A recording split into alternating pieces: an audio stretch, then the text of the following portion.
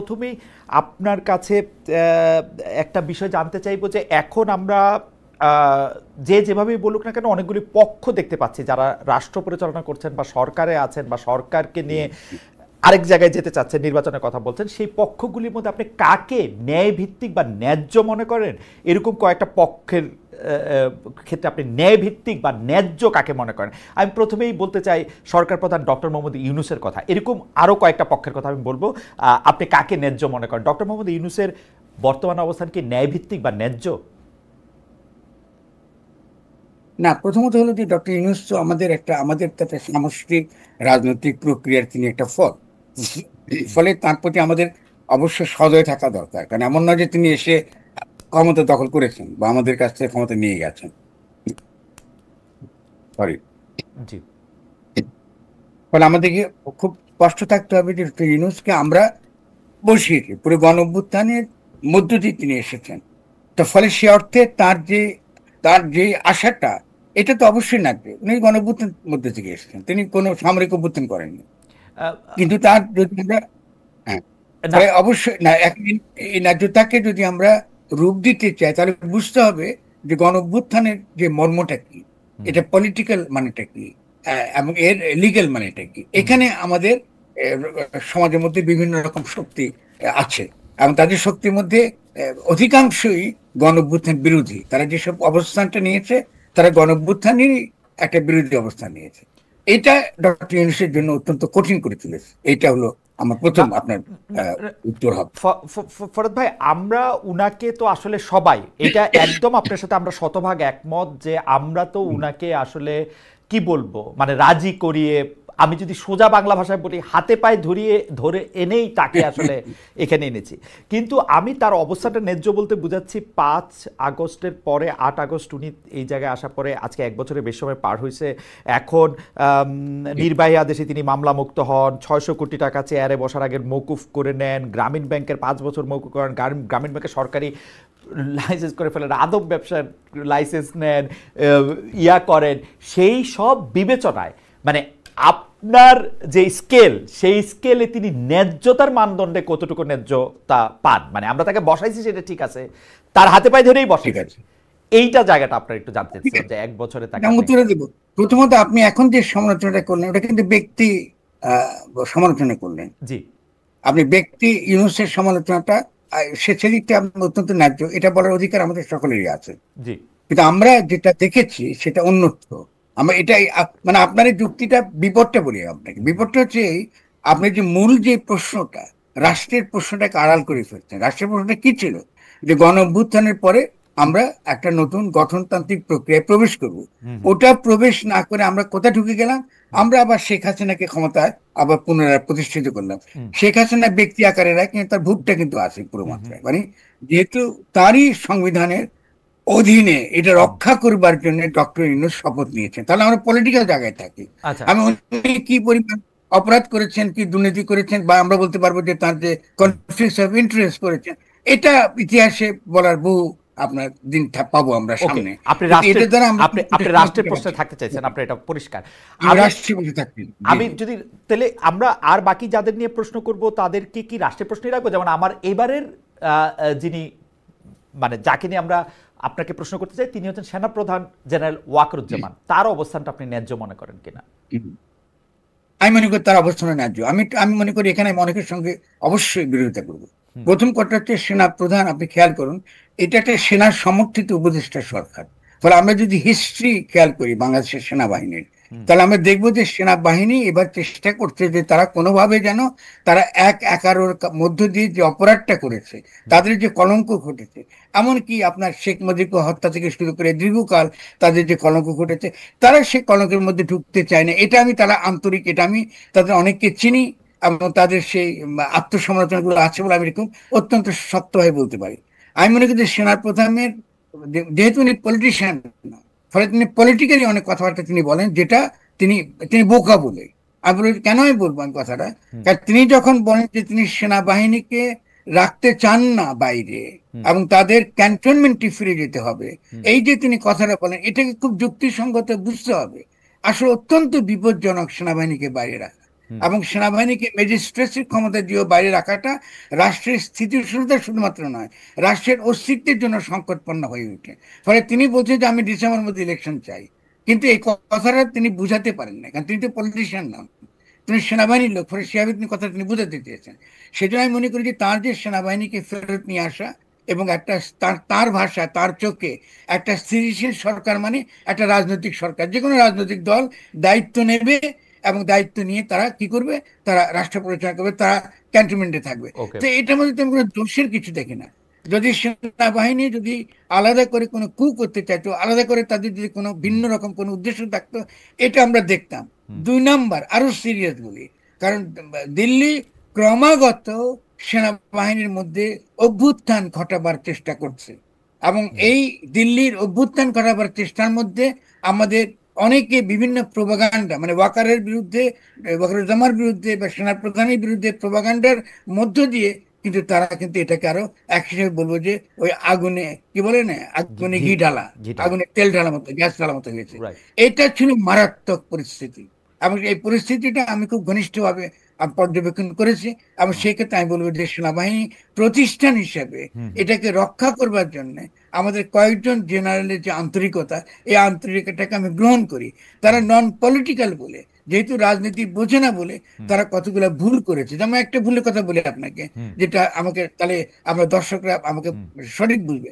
যেমন ধরুন আপনার ওই যে মন্দিরে গিয়ে প্রদীপ জ্বালিয়ে 3 জন সেনাবাহিনী একসঙ্গে থাকাটা, এটা মারাত্মক রকম ভুল। কারণ এটা অত্যন্ত নেতিবাচক একটা কি বলে একটা একটা ভাবমূর্তি তৈরি করে সেনাবাহিনী, যে সেনাবাহিনী একটা ভারতের অধীনে বা এখানকার একটা বিশেষ সম্প্রদায়ের অধীনস্থ একটি বাহিনী। এগুলো হচ্ছে মারাত্মক পলিটিক্যাল ভুল। তার মানে সেনাবাহিনী এখনো পর্যন্ত কোনো রাজনৈতিক যারা বুঝতে পারে তাদের সিদ্ধান্তের বা তাদের পর্যালোচনাকে তারা যথেষ্ট গুরুত্ব দিচ্ছেন না, এগুলো বিপদ তৈরি করবে। দুই নাম্বারটা হচ্ছে এগুলো আছে, আমি বলতে কিন্তু আমার অনেক তালিকা আছে, বলতে পারবো। ফরাদ, এই জায়গাটাতে যদি একটা লাইন বলতেন, যে আপনি যে বলতেছেন যে পার্শ্ববর্তী দেশ ভারত যে হচ্ছে সেনাবাহিনীর ভিতরে অনেক অভ্যুত্থান পরিকল্পনা করছে বা মানে যেটাকে বলা হচ্ছে যে একটু ইন্ধন দেওয়া, সেইটা তারা দিচ্ছে বা জ্বালানি কাঠ দেওয়া তারা দিচ্ছে, বর্তমান সেনাপ্রধান এবং তার যে বাহিনী সেটা কি তারা নস্যাৎ করছেন, নাকি তারা সেই ষড়যন্ত্রের অংশ? ষড়যন্ত্রের অংশ তো না বটেই, সেটা আপনি পরিষ্কার করেছেন। মানে তারা কি সেটি মানে ফাইট করতে পারছেন কিনা সেটা যদি আমরা বলি। যদি করতো তাহলে একদিনে ঘটে যেত, একদিনে ঘটে যেত। আমাদেরকে শুনুন, আমরা কোথায় খালেদ বিপদে পড়ি কি জানেন? আমরা বিপদে পড়ি, আমরা সামগ্রিকভাবে রাষ্ট্রকে চিন্তা করতে পারি না, আমরা ব্যক্তিকে কেন্দ্র করে তখন সিদ্ধান্ত গ্রহণ করে বিপজ্জনক হয়ে পড়ে। সেনাপ্রধানের যদি আপনি তিরস্কার করতে চান, দোষ ধরতে চান, প্রচুর দোষ ধরতে পারেন, কিন্তু আপনাকে তো মনে রাখতে হবে যে আপনার এটা একটা প্রতিষ্ঠান, এটা রাষ্ট্রের একটা প্রতিষ্ঠান, এবং এটা সে তার শুরু থেকে এই রাষ্ট্রের প্রতিষ্ঠানকে গড়তে দেওয়া হয়নি। শেখ মুজিবুর রহমান রক্ষী বাহিনী রাখতে চেয়েছেন, তিনি একটা এই যে স্থায়ী সেনাবাহিনী রাখতে, এর কুফল আমরা দেখেছি। কারণ শেখ মুজিবুর রহমানের হত্যা হয়েছেন, এটা তো আমাদের দেশের জন্য ভালো না। তাহলে আপনি এই সংঘাতগুলো তো মারাত্মক। আর অন্যদিকে দেখুন আজকে ডক্টর ইউনূসের সঙ্গে সেনা প্রধানের মধ্যে যে দূরত্বটা তৈরি করা হয়েছে খুবই পরিকল্পিতভাবে, এবং সেই ক্ষেত্রে আমি বলবো যে ওয়াকারুজ্জামান সাহেবও কিন্তু এটাকে কমাবার জন্য তার কোনো সক্রিয় উদ্যোগটা আমি দেখি নাই, হয়তো আছে কিন্তু আমি বাইরের থেকে আছি বলে আমি বুঝি নাই। কিন্তু অন্যদিকে ডক্টর ইউনূসের দিক থেকে কিন্তু এই ব্যবধানটুকু, দূরত্বটুকু তারা টিকিয়ে রেখেছেন। এটা কিন্তু দেশের জন্য ভালো না। আপনাকে তো কিছু ব্যাপারে আপনাকে অবশ্যই আপনাকে কম্প্রোমাইজ করতে হবে। ফরাদ ভাই, আমরা আপনার দেখানো পথে আমরা এখন একটু রাষ্ট্র কাঠামোটার মধ্যে থাকি, আমরা আবার ওই ব্যক্তিগত মানে ডক্টর মোহাম্মদ ইউনূসের সাথে সেনাপ্রধান বা ওই আলোচনাটা আমরা একটু পরে ধাপে আসি। আপনি বিএনপির অবস্থান ন্যায্য মনে করেন কিনা? মানে আমাদের আর যে অবস্থান আছে যে বিএনপি, জামাত, এনসিপি এবং ইসলামী শাসনতন্ত্র সহ ইসলামী দলগুলোর অবস্থান আপনি ন্যায্য মনে করেন? প্রথমে বিএনপির কথা শুনি।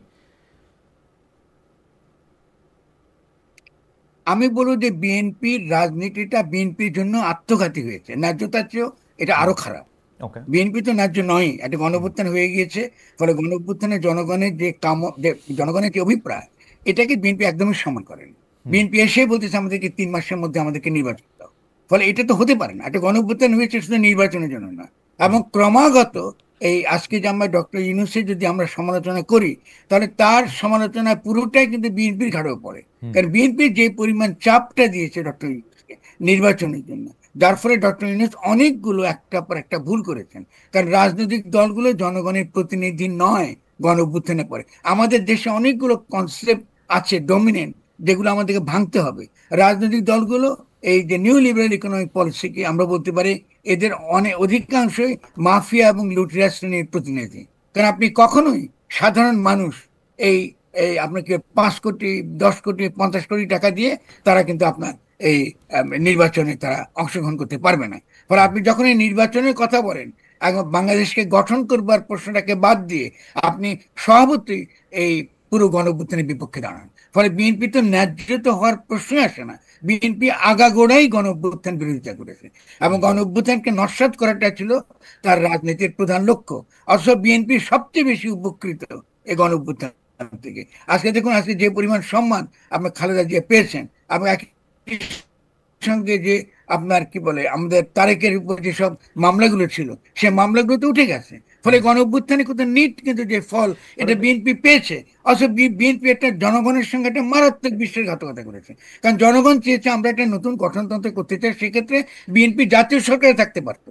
কারণ প্রথম দিকে তো আমি প্রত্যেকটা নেগোসিয়েশনে যুক্ত ছিলাম এবং আমরা বলেছি যে আসেন আমরা একটা জাতীয় সরকার করি, এবং শুধু তাই না, আমরা একটা কি করি, আমরা একটা এক ধরনের গার্ডিয়ান কাউন্সিল করি, মানে আমার রিকনসিলিয়েশন এবং রিকনস্ট্রাকশন কাউন্সিলের মতো, অনেকটা আপনার নেলসন ম্যান্ডেলার মতো। বলে আপনারা থাকেন ওখানে এবং মন্ত্রণালয়গুলোকে ছেড়ে দিই, মন্ত্রণালয়গুলো চলুক, এবং ওখানে থেকে আমরা একটা বাংলাদেশের জনগণের জন্য যেটা ভালো একটা গঠনতন্ত্র আমরা করি। যেহেতু 72 সালে আমরা একটা গঠনতন্ত্র প্রণয়ন করতে পারি নাই, কারণ শেখ মুজিবুর রহমান এসে তিনি ওই পাকিস্তানি যারা নির্বাচিত হয়েছিলেন তাদেরকে তিনি ফরহাদ ভাই একটু একটু যদি মানে ধাপে ধাপে মানে কারণ অনেক বিষয় হচ্ছে হয়তো আমি ঠিক পুরোপুরি বুঝতে পারতেছি না, সেজন্য একটু একটু জিজ্ঞেস করে করে যাই যে বিএনপি, আপনি বলেছেন যে বিএনপি গণ অভ্যুত্থানকে নস্যাৎ করতে চেয়েছিল বা গণ অভ্যুত্থানের সুফলটা আসলে যাতে মানুষের ঘরে না আসে, জনগণ যাতে না পায়, সেই ক্ষেত্রে তারা, কিন্তু এটা কেন করবে? বিএনপি তো আসলে আপনি যেটা বলেছেন সেটা তো ঠিক, এই গণ অভ্যুত্থানের সবচেয়ে বড় বেনিফিশিয়ারি তো তারা, আসলে মানে তাদের চেয়ে বড়, তারা জেলে ছিল, তারা দেশে আসতে পারে নাই, তাদের শীর্ষ নেতারা, তারা তারা মামলা মোকদ্দমা দিয়ে জেরবার ছিল, মানে এক একজনের বিরুদ্ধে অনেক মামলা করে বসে।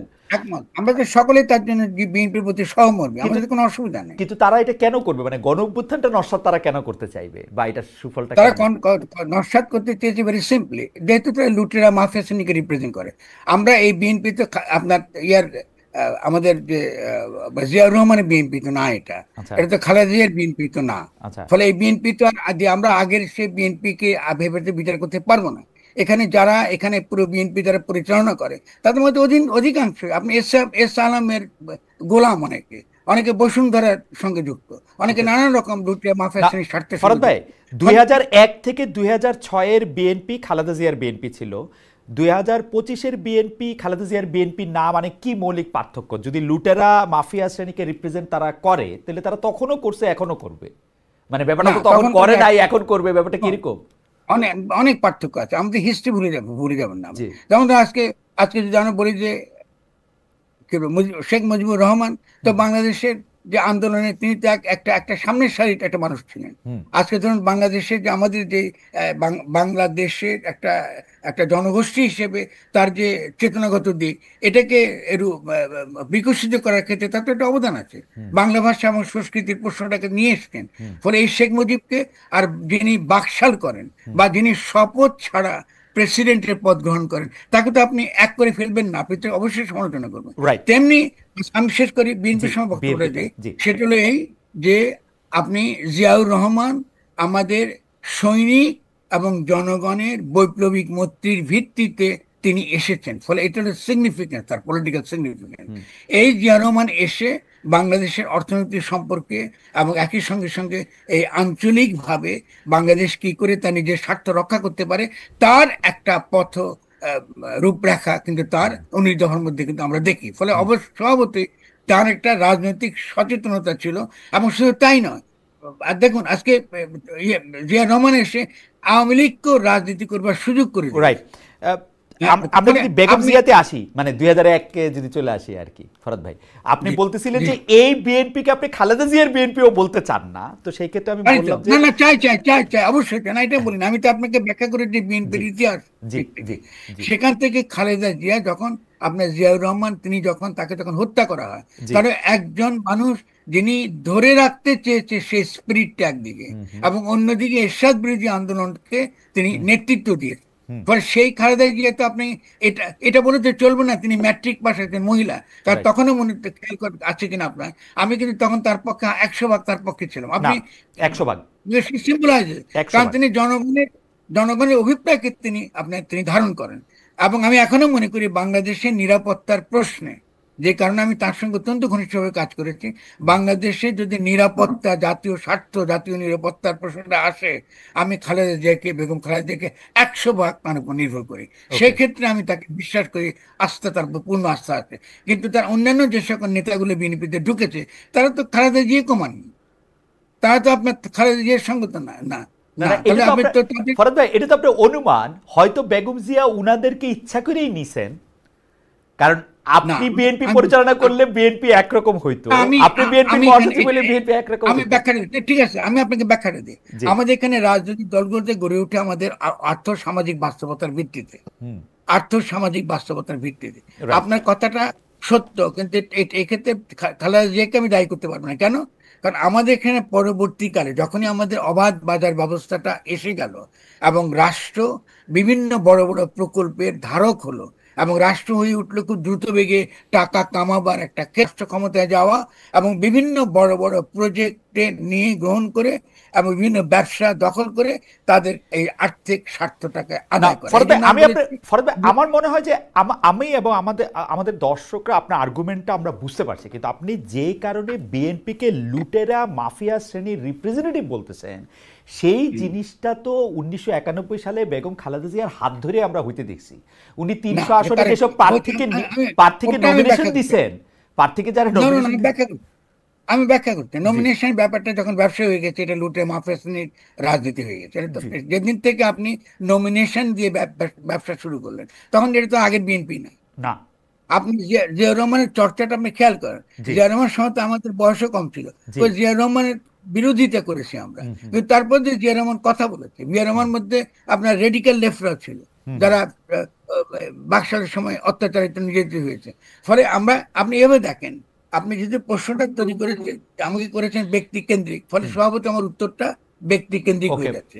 কিন্তু ওকে। মূল প্রশ্নটা হচ্ছে যে আমাদের সোসাইটির রাজনীতির যে বিকাশটা ঘটেছে, এই বিকাশের যে কুফলটা, এই কুফলটা বিএনপির উপর পড়েছে। ওকে। আপনি যদি আমাকে আমার বক্তব্য শুধরাতে আমার বলেন, আমার আমি বলবো আমার ঠিক মনে আছে। হচ্ছে, আমার মনে হয় যে প্রতি বা একটা সংস্থা, সংগঠন হিসেবে আপনি বিএনপির যে চেহারাটা আপনি এখন তুলে ধরেছেন, যে কারণে ও গণ অভ্যুত্থানকে নস্যাৎ করেছে, এইটা মনে হয় পরিষ্কার যে যেহেতু ও না, লুটেরা আমি মাফিয়া আমি শ্রেণী। একটু অ্যাড করবো, জি আমি আপনাকে একটু অ্যাড করবো। জি। কারণ বিএনপি যদি নির্বাচনের কথা, নির্বাচনই দাও, 3 মাসের মধ্যে দাও, 6 মাসের মধ্যে দাও, হুম 1 বছরের মধ্যে দাও, মানে নির্বাচনের প্রশ্নটাকে সে যদি এইভাবে সামনে না আনতো, কারণ হুম নির্বাচন তো হবেই, হুম আপনি নির্বাচন চলতে পারেন না রাষ্ট্র। ফলে হুম। আপনি কি গণপরিষদ নির্বাচন চাইছেন, না কিন্তু, নাকি আপনি জাতীয় সরকার চাইছেন, নাকি আপনি স্থানীয় সরকার চাইছেন?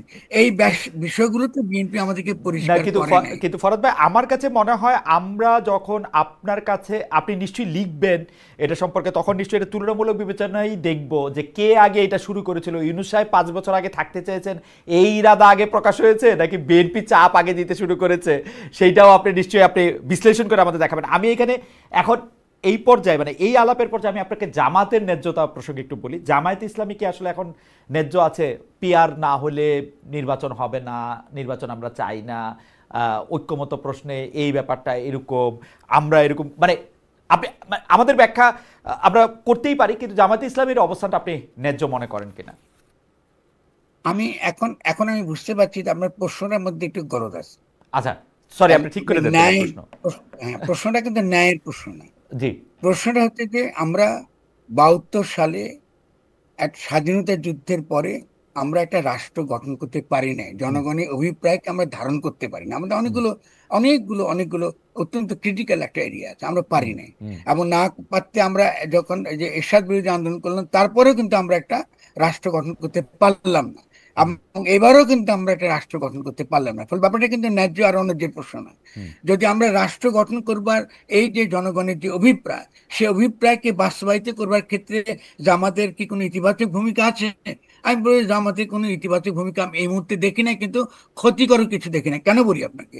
কারণ জামাত একটা রাজনীতি করে এবং তার একটা আদর্শিক রাজনৈতিক দল, এবং আমি যতটুকু বুঝি জামাত ধরে নিয়েছে যে যদি তারা ডিসি গুলো জামাতপন্থী হয় তাহলে তারা ইতিমধ্যে রাষ্ট্র ক্ষমতায় চলে গেছে। তারা ফলে নির্বাচন নিয়ে তারা খুব একটা ব্যস্ত নয়। ফলে তারা যে আপনার পিআরটা চায়, যে প্রফেশনাল রিপ্রেজেন্টেশনের ভিত্তিতে যে তারা ক্ষমতার অংশীদারিত্ব চায়, এটা তাদের জায়গার থেকে কিন্তু এটা যুক্তিসঙ্গত।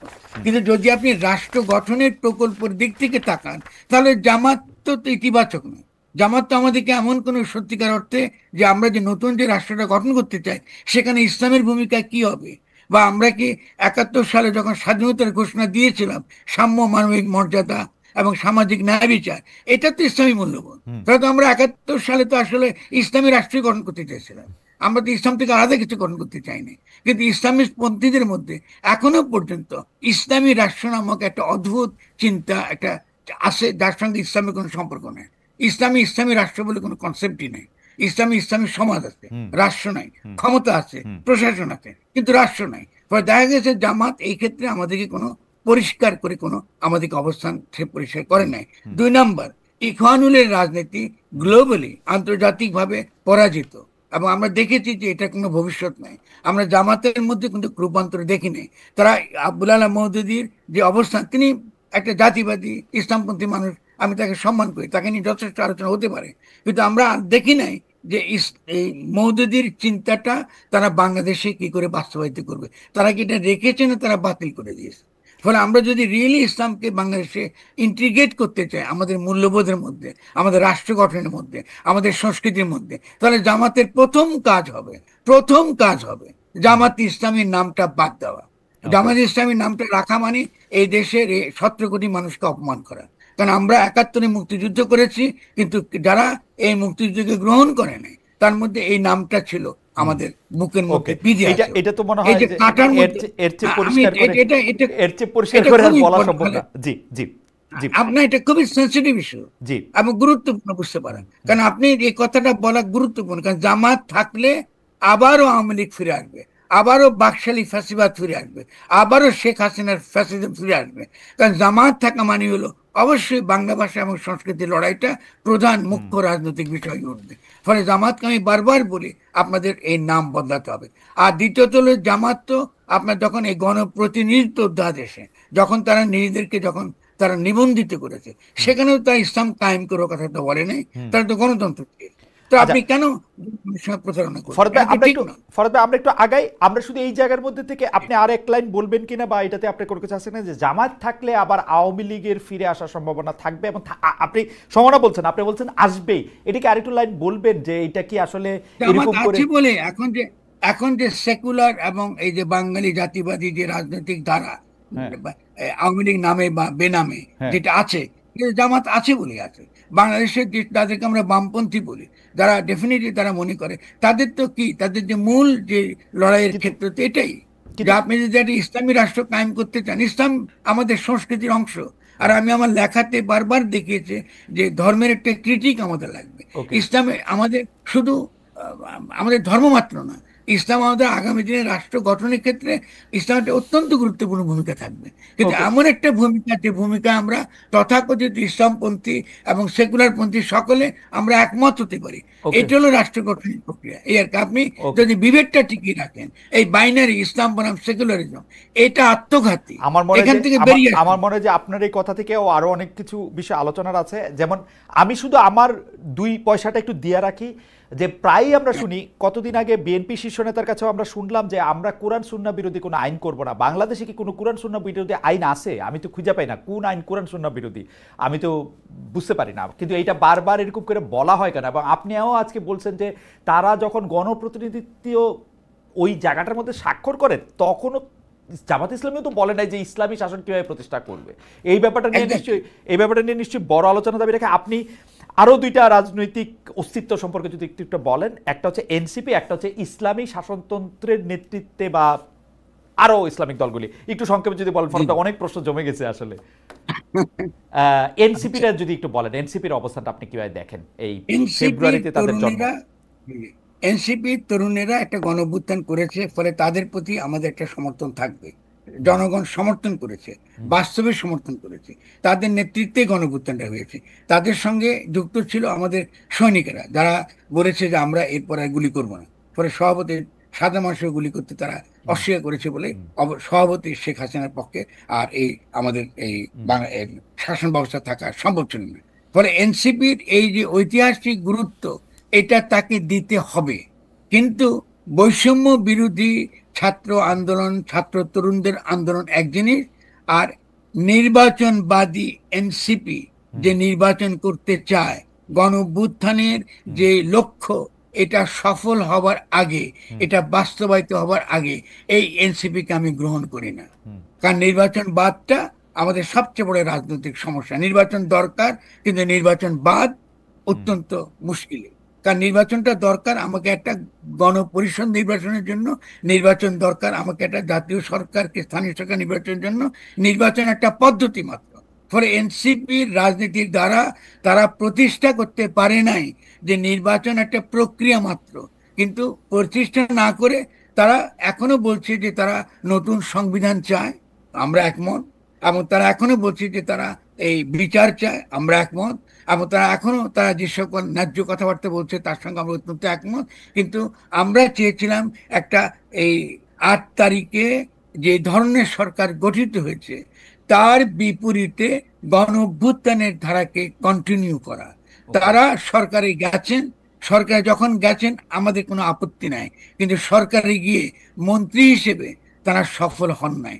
একজন তরুণ সারা জীবন পরিশ্রম করে একজন মানুষ একটা মন্ত্রী হবার জন্য, যেহেতু সে দেশের সেবা করতে পারে ওই মন্ত্রিত্বের ক্ষমতা নিয়ে, এবং সে করতে পারে।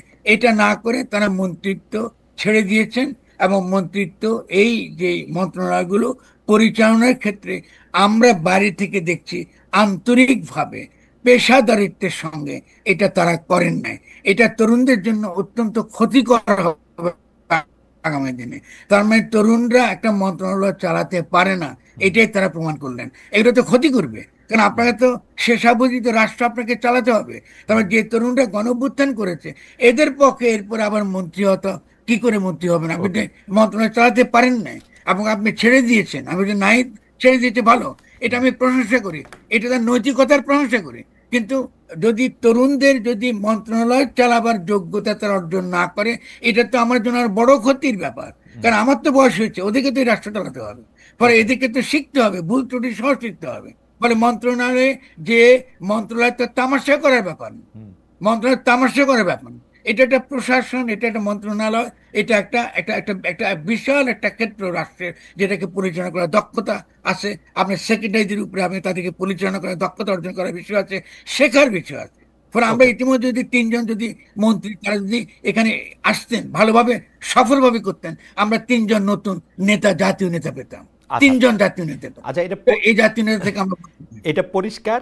আমি ইসলামী দলগুলো, যদি ইসলামী শাসনতন্ত্র আন্দোলন খুব ছোট করে বলেন, যে ইসলামী শাসনতন্ত্র আন্দোলনের এই গণঅভ্যুত্থান সফল হওয়ার পরে যেটা 5 তারিখ, তারপর থেকে 1 বছরের বেশি সময় পার হয়েছে, তাদের অবস্থানটা আপনি কি মনে করেন? আপনি আমাকে ন্যায় বা ন্যায্য আমি আর বলতেছি না, মানে আপনি ইসলামী দলগুলো, আপনি যখন ইসলামী দল বলেন তখন আমি দেখেছি ইসলামী দলগুলো যখন মাজার ভাঙা হয়েছিল তাদের কোনো অবস্থান আমরা দেখিনি। মাজারগুলো যখন ভাঙা হয়েছিল তখন তারা কিন্তু এই আমাদের স্মৃতি ক্ষেত্র মানে অত্যন্ত সরল একটা রূপ, মানে গণরূপ। কারণ মাজারে আপনি আস্তিক, নাস্তিক, হিন্দু, মুসলমান, বৌদ্ধ, খ্রিস্টান যে কেউ যেতে পারে। এবং সংস্কৃতির দিক থেকেও সেটা এমন একটা সংস্কৃতি যেটা আপনাকে আল্লাহর নিকটবর্তী করে, মানে এমন সংস্কৃতি যেটা অলওয়েজ হয় আল্লাহ বন্দনা, নবীর বন্দনা, ধর্মীয় গানগুলো এখানে অতিরিক্ত গাওয়া হয়, যেগুলো আধ্যাত্মিক জায়গা, ক্ষেত্র জায়গা। দেখা গেছে এই ইসলামী দলগুলো ইসলাম বলতে যেটা বোঝে, আর আমরা সাধারণ মানুষ ইসলাম বলতে যেটা বুঝে, এর মধ্যে আকাশ এবং পাতাল ব্যবধান রয়েছে। 2 নাম্বার হলো ইসলামপন্থী দলগুলো এই যে যারা মাজারে যায় বা যারা নামাজ কালাম পড়ে বা যারা আপনার ইবাদত বন্দি করে, একই সঙ্গে যারা একটা সমাজে সকলের সঙ্গে সহাবস্থানের সঙ্গে থাকতে চায়, এই বৃহৎ জনগোষ্ঠীর সঙ্গ থেকে তারা কিন্তু বিচ্ছিন্ন। ফলে আমরা দেখেছি এটা প্রমাণিত হয়ে গেছে, তাদের তাদের কোনো অবস্থান আমরা কিন্তু দেখিনি। 2 নাম্বার, আমরা দেখেছি তারা মুখে ইসলামপন্থী বলছে, কিন্তু তারা এখনো গাজায় ফিলিস্তিনিদের পক্ষে লড়াই করবার জন্য বাংলাদেশে একটা শক্তিশালী আন্দোলন করতে তারা চাইছে না। না চাইবার একটা বড় কারণ হলো এই, তারা সকলে চায় না মার্কিন যুক্তরাষ্ট্রে রুষ্ট করতে, কারণ তাদের ইচ্ছা আগের মতোই যে মার্কিন যুক্তরাষ্ট্রে তাদেরকে ক্ষমতায় বসাবে এবং আগামী দিনে তাদের ক্ষমতায় রাখতে সহায়তা করবে। ফলে ইসলামপন্থীরা আদৌ ইসলামপন্থী কিনা এটা তো তর্কের বিষয়। আপনি না না ইসলাম বলতে আপনি কি কিন্তু বুঝেন কিন্তু কিন্তু আর আমরা সাধারণ মানুষ কি বুঝে, এটা তর্কের বিষয়। কিন্তু ফরাদ ভাই, মানে আপনি কিন্তু এই তর্ক বা এই যুক্তি প্রদর্শন জারি রেখেছেন, মানে আমার জ্ঞান বুদ্ধিমতে 30-35 বছরেরও বেশি, একই কথা। কিন্তু আপনি জি কিন্তু জি যারা জি ইসলাম পন্থাটা নিয়ে যাদের আঁকড়ে আছেন তাদের আপনি খারিজ করে দিতেছেন না, তাদের বলতেছেন এটা তর্ক করতে হবে, কিন্তু তারা কিন্তু আপনাকে খারিজ করে দিচ্ছে, বলতেছে যে ইসলামের কোনো ভার্সন নাই, আসলে ইসলামের কোনো মানে এডিশন নাই, ইসলামের কোনো সুগার কোটেড কোনো রকম রূপ নাই, এবং যেইটা বই খাতায় নাই ওইটা ইসলাম না। এবং আপনি যেটা মাজার কেন্দ্রিক যেটার কথা বলতেছেন, এইটাতে বই মনে হয় খাতাটা কি আপনি আপনি ইসলামের সবচেয়ে বেশি বই খাতাটা সমালোচিত কি? হইতেছেন মনে হয়। না, অসুবিধা নেই। আমি তো সমালোচিত হবই, কারণ আমি সাধারণ জনগোষ্ঠীর পক্ষে কথা বলি। আর তারা যে ইসলামের কথা বলে এটা আদৌ ইসলাম কিনা তো সেটা আলোচনার বিষয় হবে। ইসলামের বই খাতা কি? তারা ইসলামের কথা কথা বলে দলিল। তো জি, দলিল মানে কি? কোরআন ইসলাম এবং তো হাদিস, ওই আকারে এসছে, কোরআন দলিল এবং আকারে। হাদিস। হাদিস তো ইসলামে হাদিস আমি পড়বো অবশ্যই, হ্যাঁ, কিন্তু হাদিস তো আমার জন্য বাধ্যতামূলক কিছু নেই। আচ্ছা। আর কোরআন তো নিজেকে কখনো আইনের বই বলে নাই, দাঁড়ান। আপনি তাদেরকে তো আমি যে প্রশ্ন করেছি সে প্রশ্ন উত্তর দিয়ে তো এটা শেষ হয়ে যায়। হ্যাঁ, কোরআন তো নিজেকে কখনো আইনের বই বলে নাই। কোরআন বলছে হুদাল্লিল মুত্তাকিন, যারা সত্যিকার অর্থে আত্মসমর্পণকারী তাদের জন্য পরামর্শের বই কোরআন। তো তারা কোথায় আইন খুঁজেন কোরআনের মধ্যে? কোরআন তো এটা বলে নাই। আর শুধুমাত্র তাই না, ইসলাম আরো অনেক মহৎ। ইসলাম হচ্ছে উচ্চ স্তরের ধর্ম। এই ধর্মটা কি দাবি করে? যে মানুষ মাত্র আল্লাহ খলিফা, তাকে প্রতিনিধি আকারে দুনিয়া পাঠানো হয়েছে। তার মানে হচ্ছে তাকে আমি প্রজ্ঞা দিয়ে, বুদ্ধি দিয়ে, জ্ঞান দিয়ে পাঠিয়েছি দুনিয়ায়। আমি আপনি যখন মায়ের পেট থেকে আসেন, আপনি কি বগলে কোরআন নিয়ে আসেন, নাকি প্রজ্ঞা নিয়ে আসেন, বুদ্ধি নিয়ে আসেন? এগুলো নিয়ে আপনি আসেন, আল্লাহ তো দিয়েছে আপনাকে সমস্ত কিছু। এই প্রজ্ঞা, বুদ্ধি, জ্ঞান নিয়ে তো আপনি কোরআন পড়বেন। তো আপনি যখন কোরআনকে আপনি ব্যবহার করেন মানুষের প্রজ্ঞা, বুদ্ধি, তার যে প্রেম, ভালোবাসা, এইসবের বিরুদ্ধে, বিপরীতে, এটা কি ইসলাম?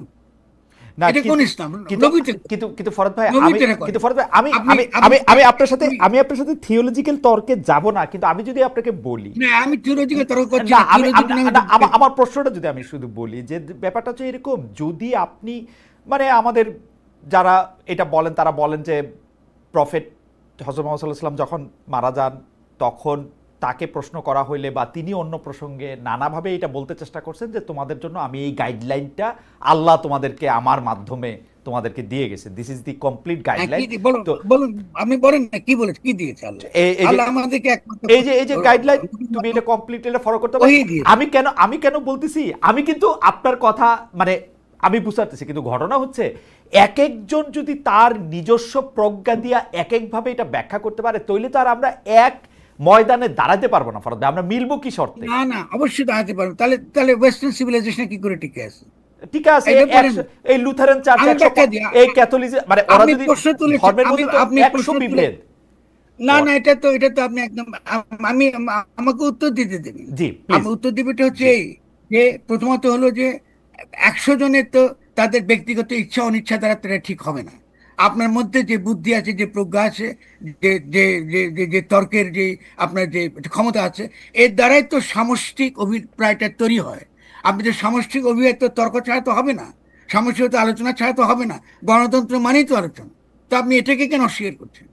আপনি না কিন্তু গণ থেকে কিন্তু তো ফরদ ভাই, আপনি রাইট, নিজেও এক্স্যাক্টলি। এখানে দীর্ঘ আমি সময় কাটাইছেন, এখানে তো 137টা ক্যাথলিক চার্চ, 137 এই লুথারেন, এই সেই, এবং তারা কিন্তু ঠিক পরস্পর আছে, পরস্পরকে খুব ভালোবাসে, ব্যাপারটা এরকমও না।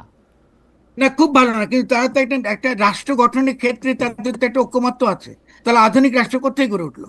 আধুনিক রাষ্ট্রতে গড়ে উঠছে খ্রিস্টানিটি থেকে। হুম, আধুনিক রাষ্ট্রতে খ্রিস্টান থিওলজিক্যাল স্টেট। হুম। এখানে সার্বভৌমত্বের ধারণা, তো আধুনিক রাষ্ট্রের যে সার্বভৌমত্বের ধারণা, ওটা তো খ্রিস্টানি থেকে এসছে। ইসলামের তো রাষ্ট্রের সার্বভৌমত্বের কোনো ধারণাই নাই। তাহলে ওনারা কি রাজনীতি করতেছে?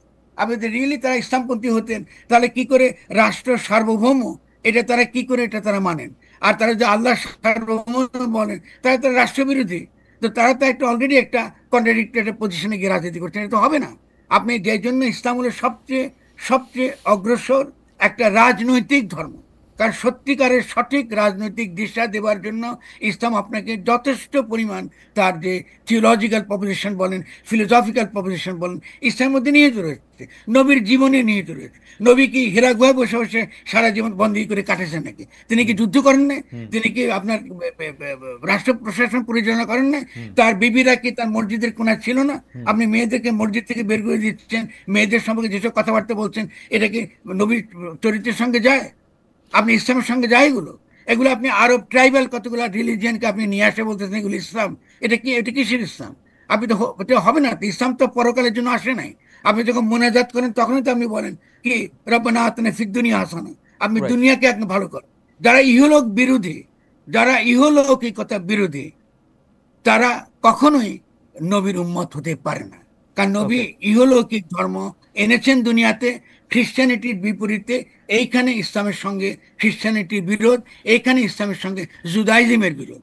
আপনি যদি পরকাল নিয়ে আসেন, পরকালটা এনেছে খ্রিস্টানিটি, যে আপনি লর্ড যিশুর যে জগৎ, সে জগতে প্রবেশ না করলে আপনি মুক্তি পাবেন না। ইসলামের তো এগুলো নাই। আপনি এসব বাজে চিন্তা আমাদের সমাজে ছড়াচ্ছেন, অথচ আমাদের এখানে ইসলাম যারা প্রচার করেছেন তারা তো এগুলো কখনো বলে নাই। না, আপনারা আনেছেন এই কেন? এই এই পেট্রো ডলার না আমার খালেদ, আমার এটা মনে, খুব ইম্পর্টেন্ট। জি আপনি এগুলো এসেছে পেট্রো পরের প্রসঙ্গে যান। ডলারের দ্বারা, জি, পেট্রো ডলারের দ্বারা। পেট্রো আপনি ডলারের দ্বারা, সৌদি রাজতন্ত্রের পক্ষে, অ্যাবসলিউটলি, আপনি বিভিন্ন রাজতন্ত্রের পক্ষে অ্যাবসলিউটলি। আপনি রাজনীতি করতে চান। আপনি তো ইসলাম নিয়ে রাজনীতি করতে চাইছেন না। ইসলাম নিয়ে রাজনীতি যদি করেন তাহলে অবশ্যই আমরা সকলে বসে বাংলাদেশে একটা আচ্ছা, একটা সুন্দর ছোট করে ইসলামিক এই দেশ এই প্রসঙ্গে গঠন করতে পারবো। এই প্রসঙ্গে একটা শেষ কথা, যে ফরাদ ভাই আমাদের একজন দর্শক, ইনি আপনাকে প্রশ্ন করেছেন যে ওনার নাম সোহেল সাদি। ফরাদ ভাই আপনি এই উত্তরটা বেশি এটা লম্বা করেন না, খালি প্রশ্নটা আমি অন্য প্রসঙ্গে চলে গেলাম, প্রশ্নটা গুরুত্বপূর্ণ মনে হইলো বলে আপনার কাছে প্রশ্ন করতেছি। যে উনি প্রশ্ন করতেছেন যে তিনি যে ইসলামের কথা বলেন, অর্থাৎ আপনি যে ইসলামের কথা বলেন, সেই ইসলাম তিনি কার কাছ থেকে শিখেছেন, তার ইসলাম শেখার উৎস কি?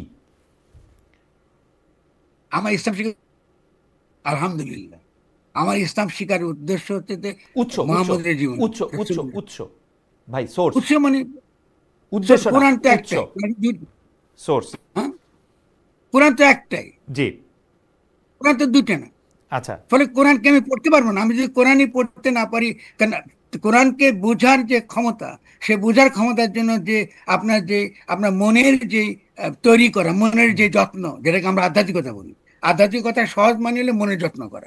ফলে সেই কোরআনকে বোঝার জন্য মনের যে যত্ন, সেই যত্নটা আমি করি। সেই যত্নটা কি? অপরের প্রতি ভালোবাসা, অপরের প্রতি প্রেম। কেউ যদি আমার চেয়ে এটা ভিন্ন কথা বলে, তার সঙ্গে কথা বলে, সুন্দরভাবে কথা বলে, এটা মীমাংসা করা। কিন্তু আপনি তো আমার উপর চাপিয়ে দিতে পারেন না।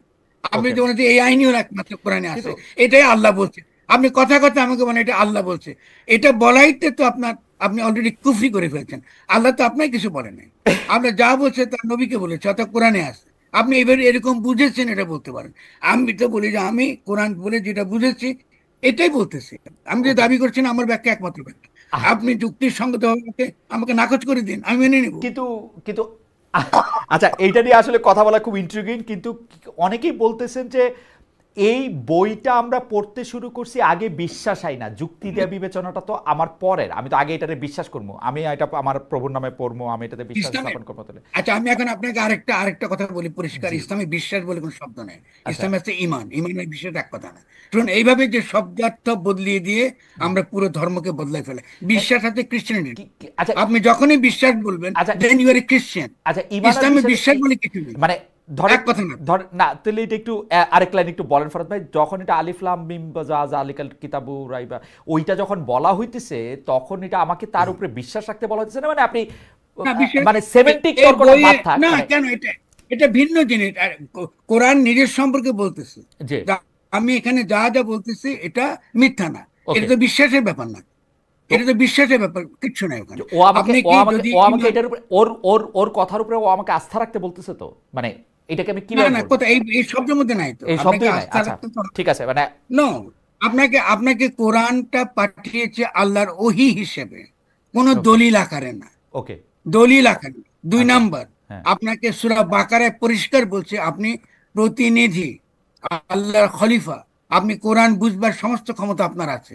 আপনার কোনো তফসির তৃতীয় ব্যক্তির থেকে ব্যাখ্যা জানার তো দরকার নেই, আপনি পড়তে পারেন না। এই যে এখন আপনি আপনার বুদ্ধি প্রজ্ঞা সব বাদ দিয়ে, আমার মনে হয় যে বাংলাদেশের আলেমরা যারা আছেন, যাদেরকে আমরা বিভিন্ন শিক্ষা প্রতিষ্ঠানে শিক্ষকতা করতে দেখতেছি, তাদের অনেকেই আপনার সাথে এই জায়গাটায় বিরোধিতা করেন বা আপনার মতো। হ্যাঁ, কিন্তু কিন্তু কিন্তু আমরা একটু আগাই। আমরা এই যে রাষ্ট্র যাওয়ার পর আপনি যদি এই পর্যায়ে একটু খালি শেষ প্রসঙ্গে, ন্যায্যতা বা অবস্থানের প্রসঙ্গে, সেটা হচ্ছে সোশ্যাল মিডিয়া ইনফ্লুয়েন্সাররা যারা খুব মানে আমাদেরকে প্রভাবিত করতেছেন, তাদেরকে আপনি আসলে কীভাবে দেখেন? আমাদের দর্শকরা ডক্টর পিনাকি ভট্টাচার্যের কথা বলছেন জনাব ইলিয়াস হোসেনের কথা, তারা যেহেতু অনেক ইনফ্লুয়েন্সিয়াল, তাদের অবস্থানটা আপনি কীরকমভাবে দেখেন? তারা তিনজনই আমার অত্যন্ত ঘনিষ্ঠ বন্ধু। ডক্টর কনক স্যার আছেন, জি, তার কথাও মনে হয় আপনি বলতেছেন। কনক স্যার তো আছেন বটে, কনক স্যার আর বলুন, ইলিয়াস বলুন, কি পিনাকি, এরা অত্যন্ত বন্ধু, এবং আমি তাদের অবদান, আমি মনে করি তাদের অবদান ছাড়া এই গণঅভ্যুত্থান হতো না, এটা অসম্ভব ছিল। তবে সেটা হচ্ছে যে আমাদের পার্থক্যটা, যেহেতু তারা, আমরা একসঙ্গে থাকি না, একসঙ্গে আলোচনা করতে পারলে এটা আরো সুন্দর করে বেরিয়ে আসতো, যাতে আমরা আমাদের যার যার অভিজ্ঞতা, অবস্থানের জায়গা থেকে অনেক বিষয়ে আমরা কথা বলেছি, হয়তো আমাদের তথ্যের বুঝতে পারছি যে তার যে উষ্মা, তার যে সমালোচনার যুক্তিটা আমি বুঝতে পারি, কিন্তু আমি বৃহত্তর একটা পটভূমিতে আমি মনে করি যে আমরা ব্যক্তিকে হেয় করে মন্তব্য করার পক্ষে না। এটা রাজনীতির দিক থেকে এটা আমাদের খুব ফলপ্রসূ হয় না। এটা আমি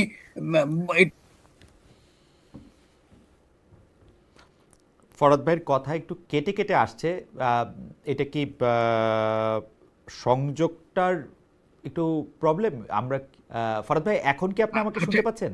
জি ফরহাদ ভাই বলেন। আমি আপনাকে শুনতে পাচ্ছি। জি ফরহাদ ভাই বলেন, একটু ফ্রিজ হয়ে গেছিল। আচ্ছা, তাহলে আমি বলছি যে যখনই তারা পিনাকি যখন একটা একটা অবস্থান নিচ্ছেন, তার যে বিশেষ ভাষা ব্যবহারের পদ্ধতি, এবং পিনাকি খুব সুন্দরভাবে বলে যে আমি তো এটা ভদ্রলোকদের জন্য লিখিনি, আমি সব সাপোর্ট করি। ফলে তাদের এই যে জনগণের কাছে ছড়িয়ে যাওয়া, একটা জনমত তৈরি করবো, গুরুত্বপূর্ণ। আমি মনে করি যে আমার ভূমিকাটা যদি কিছু থেকে থাকে, আপনি যেভাবে হাজির করেছেন এই তিনজনের পাশাপাশি, আমার ভূমিকাটা হচ্ছে যে মূলত মূল মর্মটা, রাজনীতির মূল মর্মের জায়গাটা ধরিয়ে দেবার চেষ্টা করা, এবং এটাকে পিপলের কাছে নিয়ে যাবার দায়িত্ব তারা নানানভাবে তারা করেছে। অনেকে সমালোচনা করে তাদের এই তথ্যটা ঠিক নয়, বা অনেক সময় উস্কানি দিয়েছে, অনেক সময় তারা বম্ব সৃষ্টি করেছে, এই সমালোচনা থাকতে পারে, আমি সেটার মধ্যে প্রবেশ করছি না। যে কোনো রাজনীতি, যে কোনো রাজনৈতিক ক্যাম্পেইনটা অলওয়েজ সাধারণ মানুষের মধ্যে একটা জনমত তৈরি করার চেষ্টা, সেই থেকে তারা তাদের জায়গা থেকে করেছেন।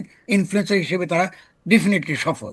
আমি বলি যে এখন আমাদের কাজটা হচ্ছে যে আমরা একটা কম্প্রিহেন্সিভ একটা একটা বাংলাদেশকে গঠন করবার জন্য একটা কম্প্রিহেন্সিভ, আমি পুরনো ভাষা ব্যবহার করছি, রণনীতি এবং রণকৌশল আমরা তৈরি করতে পারি কিনা, যাতে পিনাকি বলুন, কি ইলিয়াস বলুন, কি আমাদের কনক স্যার বলুন, এবং আমরা এখানে যারা আছি, আমরা মিলিয়ে একটা একটা রণনীতি এবং রণকৌশল, একটা নীতি, আমরা কি চাই, আমরা এই নতুন রাষ্ট্র গঠন করতে চাই, সেই রাষ্ট্রের রূপটা কেমন হবে, সেটা একটা আলোচনার ব্যাপার আছে।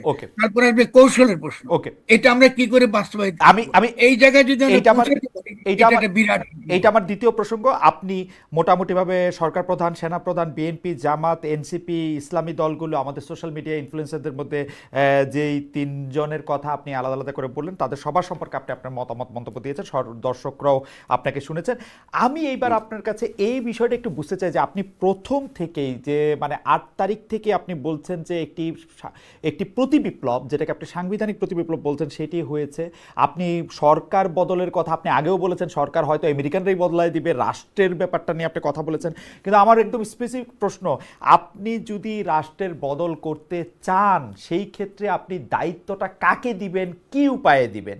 ধরা যাক আপনি যদি ডক্টর মোহাম্মদ ইউনূসকেই বলতেন যে তুমি রাষ্ট্রের বদলটা সম্পন্ন করো, যেটা আপনি বিএনপির চাপের কথা বলতেছিলেন, সেইটা আপনি মানে কিভাবে পিক করতেন যে এটা ডক্টর মোহাম্মদ ইউনূস, এটা ফরহাদ মজন না, এইটা আলী রিয়াজ না, এটা ডক্টর মোহাম্মদ ইউনূস? এই পিকটা আপনি কিভাবে করতেন, মানে এইটা কিভাবে সম্ভব হতো, এটা যদি আমাদের একটু বলেন। যে আমরা যদি আপনার তর্কের প্রেমিসটা পুরো ধরেও নেই যে হ্যাঁ আমাদের রাষ্ট্রের এই জিনিসগুলি তো বদলাইতেই হবে, না বদলায় আমরা সরকার বদলায় আমাদের ফায়দাটা কি আসলে, আপনি এটা আসলে কিভাবে তাদেরকে চিহ্নিত করবেন? মানে আমাদের তো কোনো সাদা ঘোড়া পাঠানোর উপায় নাই। প্রথমত হলো যে এই বিষয়টা কিন্তু আমি অনেকবার বলেছি, আবারও বলি, এটা জি একটু আরেকবার বলছি। জি সেটা হলো আমি বারবারই বলেছি ডক্টর ইউনূসকে পূর্ণ ক্ষমতা সম্পন্ন অন্তর্বর্তীকালীন সরকারের প্রধান হিসেবে আমাদেরকে ঘোষণা করতে হবে, এটা হলো প্রথম কাজ। ওকে কারণ তিনি কিন্তু পূর্ণ ক্ষমতা সম্পন্ন নন। তিনি উপদেষ্টা, কার উপদেষ্টা? তিনি চুপ্পুর উপদেষ্টা। হুম চুপ্পু কার প্রেসিডেন্ট? শেখ হাসিনার প্রেসিডেন্ট। হুম এবং তিনি বাংলাদেশের বিদ্যমান সংবিধানের অধীনে। হুম ফলে আমরা কি করেছি, আমরা একটা ঘোড়ায় চড়তে চাইছি যে ঘোড়ার 4 পা কাটা, হুম এই ঘোড়া দৌড়াতে পারেনি। তো একে দিয়ে তো আমার কোনো লাভ হচ্ছে না। ফলে ডক্টর ইউনূসের দোষ আকার আমি দেখবো না। কারণ ওকে আমাদের যে অজ্ঞতা, রাষ্ট্র সম্পর্কে আমাদের যে মারাত্মক রকম চিন্তার অভাব, আমাদের বুদ্ধিবৃত্তিক পশ্চাৎপদতা, এই জন্য আমরা 5 তারিখে জনগণের হাতে একটা গাঠনিক ক্ষমতা আসা সত্ত্বেও জনগণ সেই গাঠনিক ক্ষমতাকে তারা ব্যবহার করতে পারলো না। তারা শেষ পর্যন্ত আবারও শেখ হাসিনা রাষ্ট্রটাকে তারা হুম রেখে দিল। হুম ফলে প্রথম কাজটা হচ্ছে ডক্টর ইউনূসকে পূর্ণ ক্ষমতা, এখনো আমি মনে করি না ডক্টর না ইউনূসকে ফরহাদ পূর্ণ ভাই, ক্ষমতা ফরহাদ ভাই, আমরা সম্পন্ন। আমরা আমরা কিভাবে আপনি এটা করবেন সেইটা আমরা আলোচনায় আসবো। আপনি কিভাবে তাকে সিলেক্ট করবেন এই আলোচনাটা যদি আমাকে আগে বলতেন। কারণ আমি আমরা কাকে দেখি, সিলেক্ট করবো? হ্যাঁ কিভাবে সিলেক্ট করবেন, মানে ডক্টর ইউনূসকে কিভাবে সিলেক্ট করবেন, মানে পূর্ণ ক্ষমতা দিবেন, অর্ধেক ক্ষমতা দিবেন, এখন সেটা তো আপনি পরে দিয়েন। সিলেকশন প্রক্রিয়াটা আপনি আমাকে একটু আগে বলেন না, যে সিলেকশন ওয়াই। প্রক্রিয়াতে তখন তো এটা তো হিস্টোরিক্যালি ঘটেছে খালেদ, এটাকে তো আন্ডু করার তো কোনো উপায় নেই।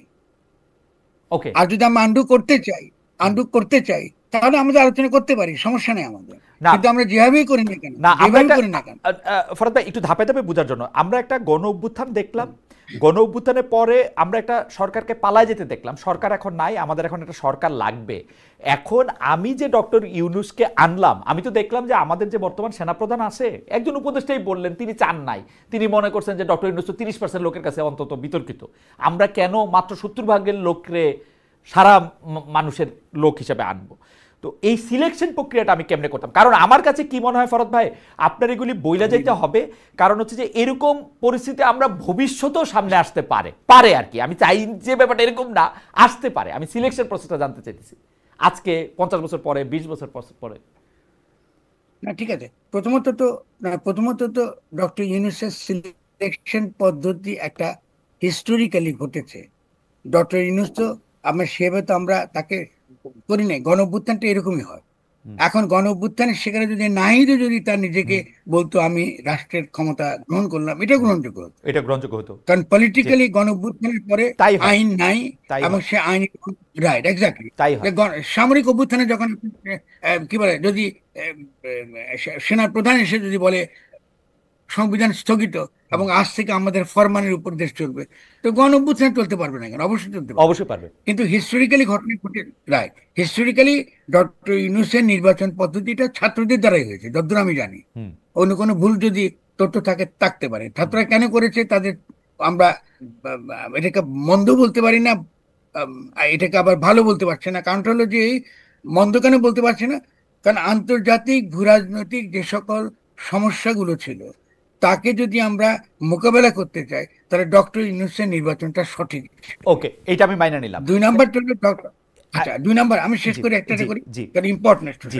বাকিগুলো ইম্পর্টেন্ট। জি 2 নাম্বার হলো আমরা অনেকেই বুঝতে পারিনি যে ডক্টর ইউনূস এটা তিনি আসবার পরে তিনি একটা সেনার সমর্থিত উপদেষ্টা সরকার মেনে নেবেন।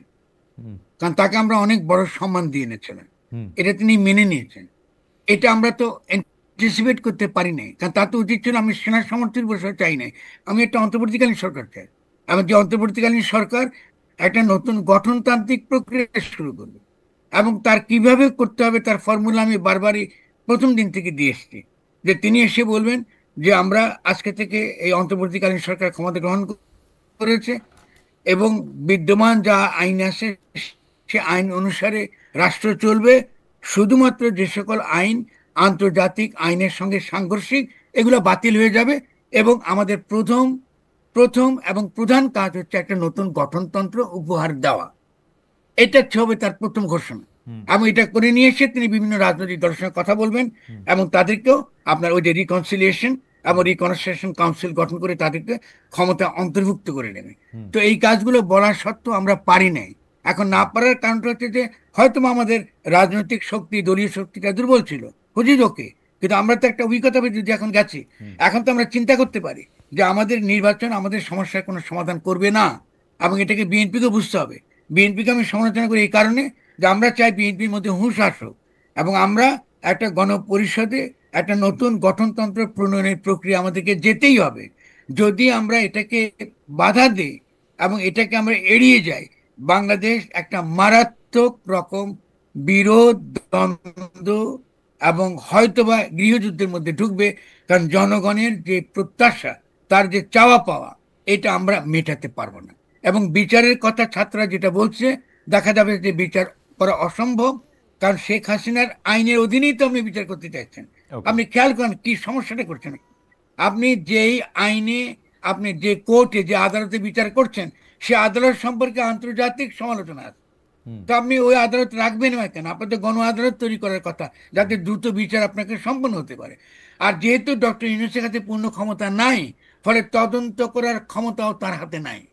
ফলে এগুলো তো বুঝার বিষয়, এটা তো অত্যন্ত কাণ্ডজ্ঞানী না বিষয়। কিন্তু ফলে পূর্ণ কিন্তু ক্ষমতা ফরহাদ ভাই, সম্পন্ন ডক্টর অন্তর্বর্তীকালীন ফরহাদ ভাই, ডক্টর মোহাম্মদ ইউনূস যতটা মানে পশ্চিমা, মানে আমি যদি বলি যে উনি যতটা পশ্চিমা লোক বা পশ্চিমা শিক্ষায় শিক্ষিত লোক, উনি কি একটা গণ আদালত করার বা সংবিধান স্থগিত করে, বা যেটা আপনি প্রথম থেকে বলতেছিলেন ছুঁড়ে ফেলে দিয়ে, ধরেন শহীদ মিনারের শপথ নিয়ে একটা লোক, উনি তো খুবই কাঠামো, মানে উনি তো খুবই স্ট্রাকচারাল মানুষ, মানে উনার পক্ষে কি এটার বিকল্প আর কোনো কিছু করা সম্ভব ছিল কিনা প্র্যাকটিক্যালি, যেই কারণে এটা উনি করে নাই। আর দ্বিতীয় যে কথাটা হচ্ছে, এইটা উনি অন্তত কয়েকবার বলেছেন বলে আমি শুনেছি, কারণ উনি শপথ নেওয়ার পরে উনার সঙ্গে আমার সরাসরি কথা হয় নাই, উনি নাকি বারবার এই কথা বলেছেন যে আমি কিন্তু 111-এর মতো মানে ফখরুদ্দিন হয়ে মঈনুদ্দিন মাসুদুদ্দিনদের সরকারের মধ্যে যাইতে চাই না, আমার ক্ষমতা আর্মি থেকে এক্সক্লুসিভ হইতে হবে, এবং এইটা যদি তোমরা নিশ্চিত করতে পারো তাহলে আমি আসবো। সুতরাং উনি তো পূর্ণ ক্ষমতাবানই ছিলেন। আপনি যদি একটু আপনি যদি এইটা নিয়ে একটু এটা নিয়ে যদি একটু আপনি বলতেন। শুনুন, ক্ষমতার প্রশ্নটা শুধু ভূরাজনৈতিক শক্তির বলে হয় না। ভূরাজনৈতিক শক্তির বলে হয় না। রাষ্ট্রের যে পুরনো যে রাষ্ট্রটা, কলোনিয়াল যে রাষ্ট্রটা আমরা ধারণ করছি, ফলে সে রাষ্ট্রটাই তো নড়বড়ে। আমি এটা দ্বারা তো মৌলিক কোনো পরিবর্তন কিছু করতে পারবো না। দেখেন, আপনাকে ডক্টর ইউনূসকে আনডান করে দিয়েছে, তার বিভিন্ন রকম কাজকে বিভিন্ন সময় কিন্তু আপনার প্রতিবন্ধকতা তৈরি করেছে আমলাতন্ত্র। তিনি পারেন না এটা করতে, এটা সম্ভব না তার পক্ষে করা। আর দ্বিতীয়ত, তিনি যেহেতু শপথ নিয়েছেন এই পুরনো সংবিধানের অধীনে, ফলে পুরনো আদালত রয়ে গেছে, পুরনো আইনই আছে আর পুরনো প্রক্রিয়ায় আছে। আপনি যে এখন যে আপনার ওই যে মামলা করতেছেন, একজনের সঙ্গে আরো 100 জন জুড়ে দিচ্ছেন, এটা মোকাবেলা করতে করতেই তো তার দিন শেষ হয়ে যাচ্ছে, তার পক্ষে সম্ভব না এটা করা। ফলে সেই জন্য আপনাকে পূর্ণ ক্ষমতা লাগবেই। এটা কিন্তু আমরা কিন্তু গত 1 ফরহাদ ভাই, বছরে কিন্তু ফরহাদ ভাই, এটা আপনার কাছে কি প্রমাণিত হয়েছে। আপনার কাছে কি মনে হয় না যে বলুন। ক্ষমতা জিনিসটা অনেকটা উপলব্ধি করারও বিষয়? ডক্টর মোহাম্মদ ইউনূস যেহেতু রাজনৈতিক দলের বা মানুষের সমর্থনটা সেইভাবে উপলব্ধি করতে পারেন না, সেজন্য যতই আপনি তারে ক্ষমতা দেন তিনি আর ক্ষমতাবান হইতে পারবেন না। এই কারণেও একটা দলের বা গোষ্ঠীর আসা উচিত না, যারা নির্বাচন দিয়ে বা জনগণের ক্ষমতা দিয়ে আসে, আমার আপনার ইচ্ছার ফলেই শুধু বৈশা গেল, এটা হয় না। মানে আমি বলতে চাইতেছি, ডক্টর মোহাম্মদ ইউনূস যদি একটা পলিটিক্যাল পার্টির 50 লাখ বা 50 কোটি ভোট নিয়ে আসতেন, তিনি অনেক বেশি স্ট্রং হইতেন কিনা। আমি তো তারা অনেক দুর্বল দেখি প্রথম দিন থেকেই, মানে এইটা তাহলে তো আওয়ামী লীগই ক্ষমতা থাকতো। ধরেন আপনি এইগুলা পলিটিক্স খুব ভালো তর্ক না। জি তাহলে তো আওয়ামী লীগই তো ক্ষমতায় থাকতো, না, তার চেয়ে বড় শক্তিমান কে আওয়ামী লীগ তো ছিল? মানুষের ম্যান্ডেট নিয়ে আসে নাই ভাই, গত শক্তি বলতে 15 আপনি বছর তো নাই আওয়ামী লীগের ম্যান্ডেট জনগণের।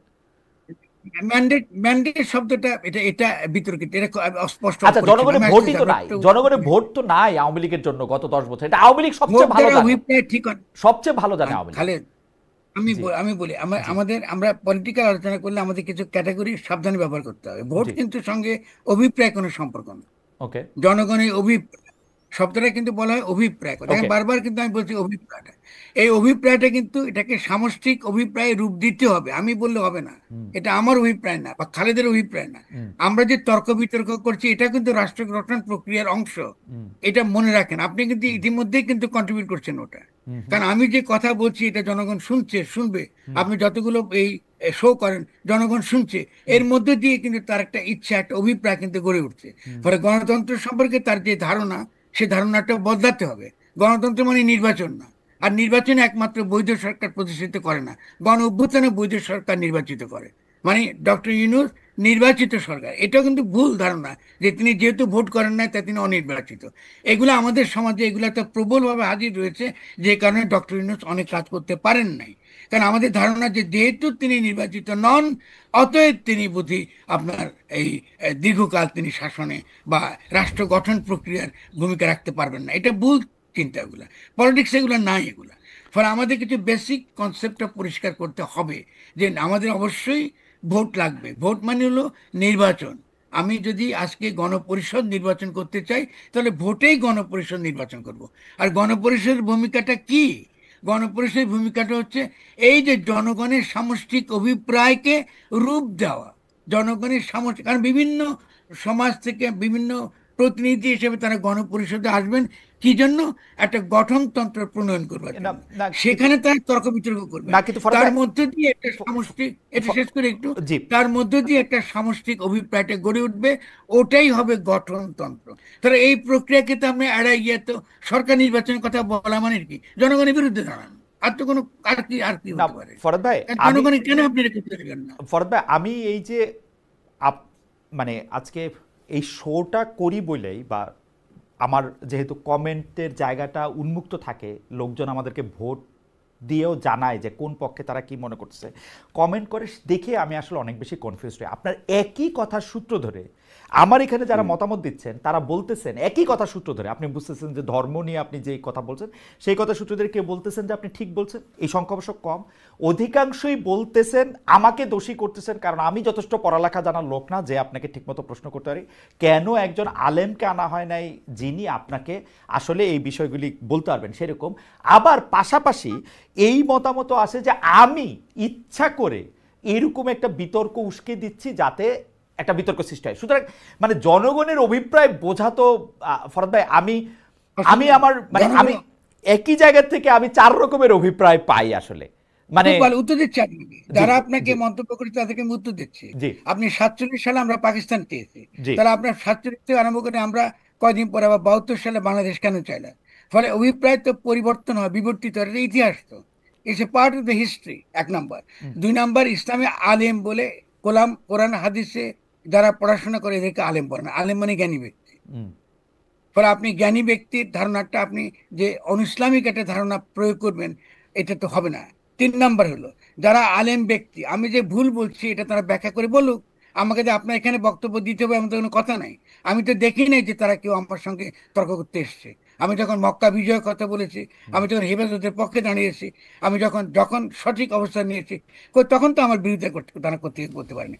আমি এখনো মনে করি তারা যে তথাকথিত তাদের যে কোরআনের ব্যাখ্যা, এটা তাদের ব্যাখ্যা, তাদের তাফসির, এবং এই তাফসির গুলো একটা ট্রাইবাল সমাজের তাফসির, এবং এই তাফসির গুলো ফান্ডেড, অধিকাংশ ক্ষেত্রে ফান্ডেড বা সৌদি আরবিয়ার মতন রাজতান্ত্রিক। এটা ইম্পর্টেন্ট পলিটিক্যাল হিস্ট্রি। ফরহাদ ভাই, আপনি আমার একটু বলেন, আমি কিন্তু দেখছি যে এটা কিন্তু আজকে না, মানে ইন্ডিপেন্ডেন্ট টেলিভিশনের থেকেও আপনার বহু সময় এরকম শুনছি আপনাকে নিয়ে টকশো করা যাবে না, যেদিন শুনছি সেদিনই আপনাকে আমি জোর করে হলেও টকশোতে নিয়ে আসছি যে আপনার সাথে কথা বলা যাবে না কেন, এটা এসে আমাদের বইলা যান কেন এইটা। তো সেই ক্ষেত্রে আপনি যখন ওদের পক্ষে অবস্থান নিয়েছেন, এমনকি কোনো কোনো টেলিভিশন বলছে আপনাকে নিলে সবাই বয়কট করবে, আপনার মনে আছে, হয়তো মনে থাকবে, তখনও আমরা আসলে আপনার সাথেই কথা বলছি, কিন্তু তর্কটা না ঠিক আছে। কিন্তু ফরহাদ ভাই, আমার কথা হলো মানুষের অভিপ্রায় বোঝার আসলে কি কোনো তরিকা আছে? মানে মানে এটা আমি কেমনে বুঝবো? আমি তো বুঝাই না। একই কথা, এই যে আমি আপনাকে যে কথা বলতেছি সেই একই কথার 5 রকম অনুবাদ হইতেছে। আমি যদি কাউরে পাই জানতে যে ভাই আমাকে একটু বলেন তো আপনি এটা কেমনে বুঝলেন, তখন উনি আমাকে রাশোমন এফেক্টের কথা বলেন, উনি আমাকে আকিরা কুরোসাওয়া শেখান। আমি মানে কিন্তু অভিপ্রায় আমি কেমনে বুঝবো, এইটা আপনি যদি একটু বলেন। খুব সহজ। এই যে আমি তর্ক করছি, জনগণ শুনতেছে, তার মধ্যে নিশ্চয়ই যারা আমার সম্পর্কে ধারণা আছে, ধারণা বদলাবে। আপনি তো এডুকেশন ছাড়া, জনগণকে সচেতন করা ছাড়া তো আপনার সহজ কোনো পথ নাই। দেখুন, পলিটিক্সে তো সহজ পথ নাই। রাষ্ট্র এমন একটা জিনিস যেটা আপনাকে অবশ্যই একটা পর্যায়ে জনগণের অভিপ্রায়ের উপর দাঁড়াতে হবে। যেমন ধরুন, আজকে যদি জনগণের অভিপ্রায় যে ছিল, তো শেখ মুজিবের পেছনে তো ছিল, আপনি বাঙালি জাতিবাদের পক্ষে তো ছিল, সে অভিপ্রায় কি বদলায় নাই? সে অভিপ্রায় কি আমরা বদলাইনি আলোচনা করে তর্ক না না করে? ফরহাদ ভাই, সেই অভিপ্রায় এবার ঘটনার প্রেক্ষিতে, সময়ের পরিপ্রেক্ষিতে তাপ এবং চাপ তো আসলে লোহাকেও গলা দিতে পারে, সেটা তো অন্য কথা। কিন্তু সেটা হলো একই মুহূর্তে আপনার কথা তিনভাবে অনুবাদ হচ্ছে, সেইটা আমি বলতে চাইতেছি যে আমি টেলে কেমনে অভিপ্রায় বুঝবো। লোকজন কি আপনাকে, আপনি যেটা বলতেছেন 8 আগস্ট থেকে আপনি সাংবিধানিক প্রতিবিপ্লবের কথা বলতেছেন, আপনি এই গঠনতন্ত্রের পরিবর্তন, মানে আপনি এই নামটাই এখন আর রাখতে চান না, সংবিধান গঠনতন্ত্র আপনি বলতে চান, রাইটলি বলেন হয়তো, কিন্তু এইটা কি বোঝা যাচ্ছে কিনা? আমরা একটু আগাই ফরহাদ ভাই, আমাদের এমনি সময় শেষ, আপনার অনুমতি নিয়ে আমরা একটু আরেকটু বেশি সময় থাকি, আমরা একটু। আচ্ছা, সেই ক্ষেত্রে হলো যে আমি এইটার মধ্যে করতে চাই যে মার্কিন যুক্তরাষ্ট্রের সঙ্গে একটা সফল টেরিফ নেগোসিয়েশন বাংলাদেশ করছে। তবে মার্কিন যুক্তরাষ্ট্রকে আপনি আসলে একটা বক্তৃতা আপনার আমি শুনতে চাইতেছিলাম যে আপনি মার্কিন যুক্তরাষ্ট্রকে একটা দেশই আপনি বলতে চান না, এটাকে আপনি একটা ইসরায়েল, একটা রাষ্ট্র, এইটার একটা প্রতিচ্ছবি এরকম একটা আপনি বলতেছিলেন। তো সেইখানে আমরা এটা জানতে চাইছিলাম যে তোমরা আসলে কি দিলা বা কেমনে নেগোসিয়েশনটা করলা কেমনে, নাকি এর যে ক্রেডিট তোমারে আমরা দিব এতে আমাদের কি হইলো? সেই ক্ষেত্রে আমরা শুনলাম যে এখানে একটা নন ডিসক্লোজার এগ্রিমেন্ট আছে। আমরা জানলাম যে একজন উপদেষ্টা বললো যে না এটা আমরা জানতে চাই, সেই উপদেষ্টাকে আবার ভুল বললো হচ্ছে সরকারের মুখপাত্র বলে আমরা তাকে চিনি, আমাদের শফিক ভাই। এইটাকে আপনি আসলে কি হয় দেখেন, আপনাদের যদি সংখ্যায় বলেন, আমাদের আরো কয়েকটা বিষয় আছে আসলে।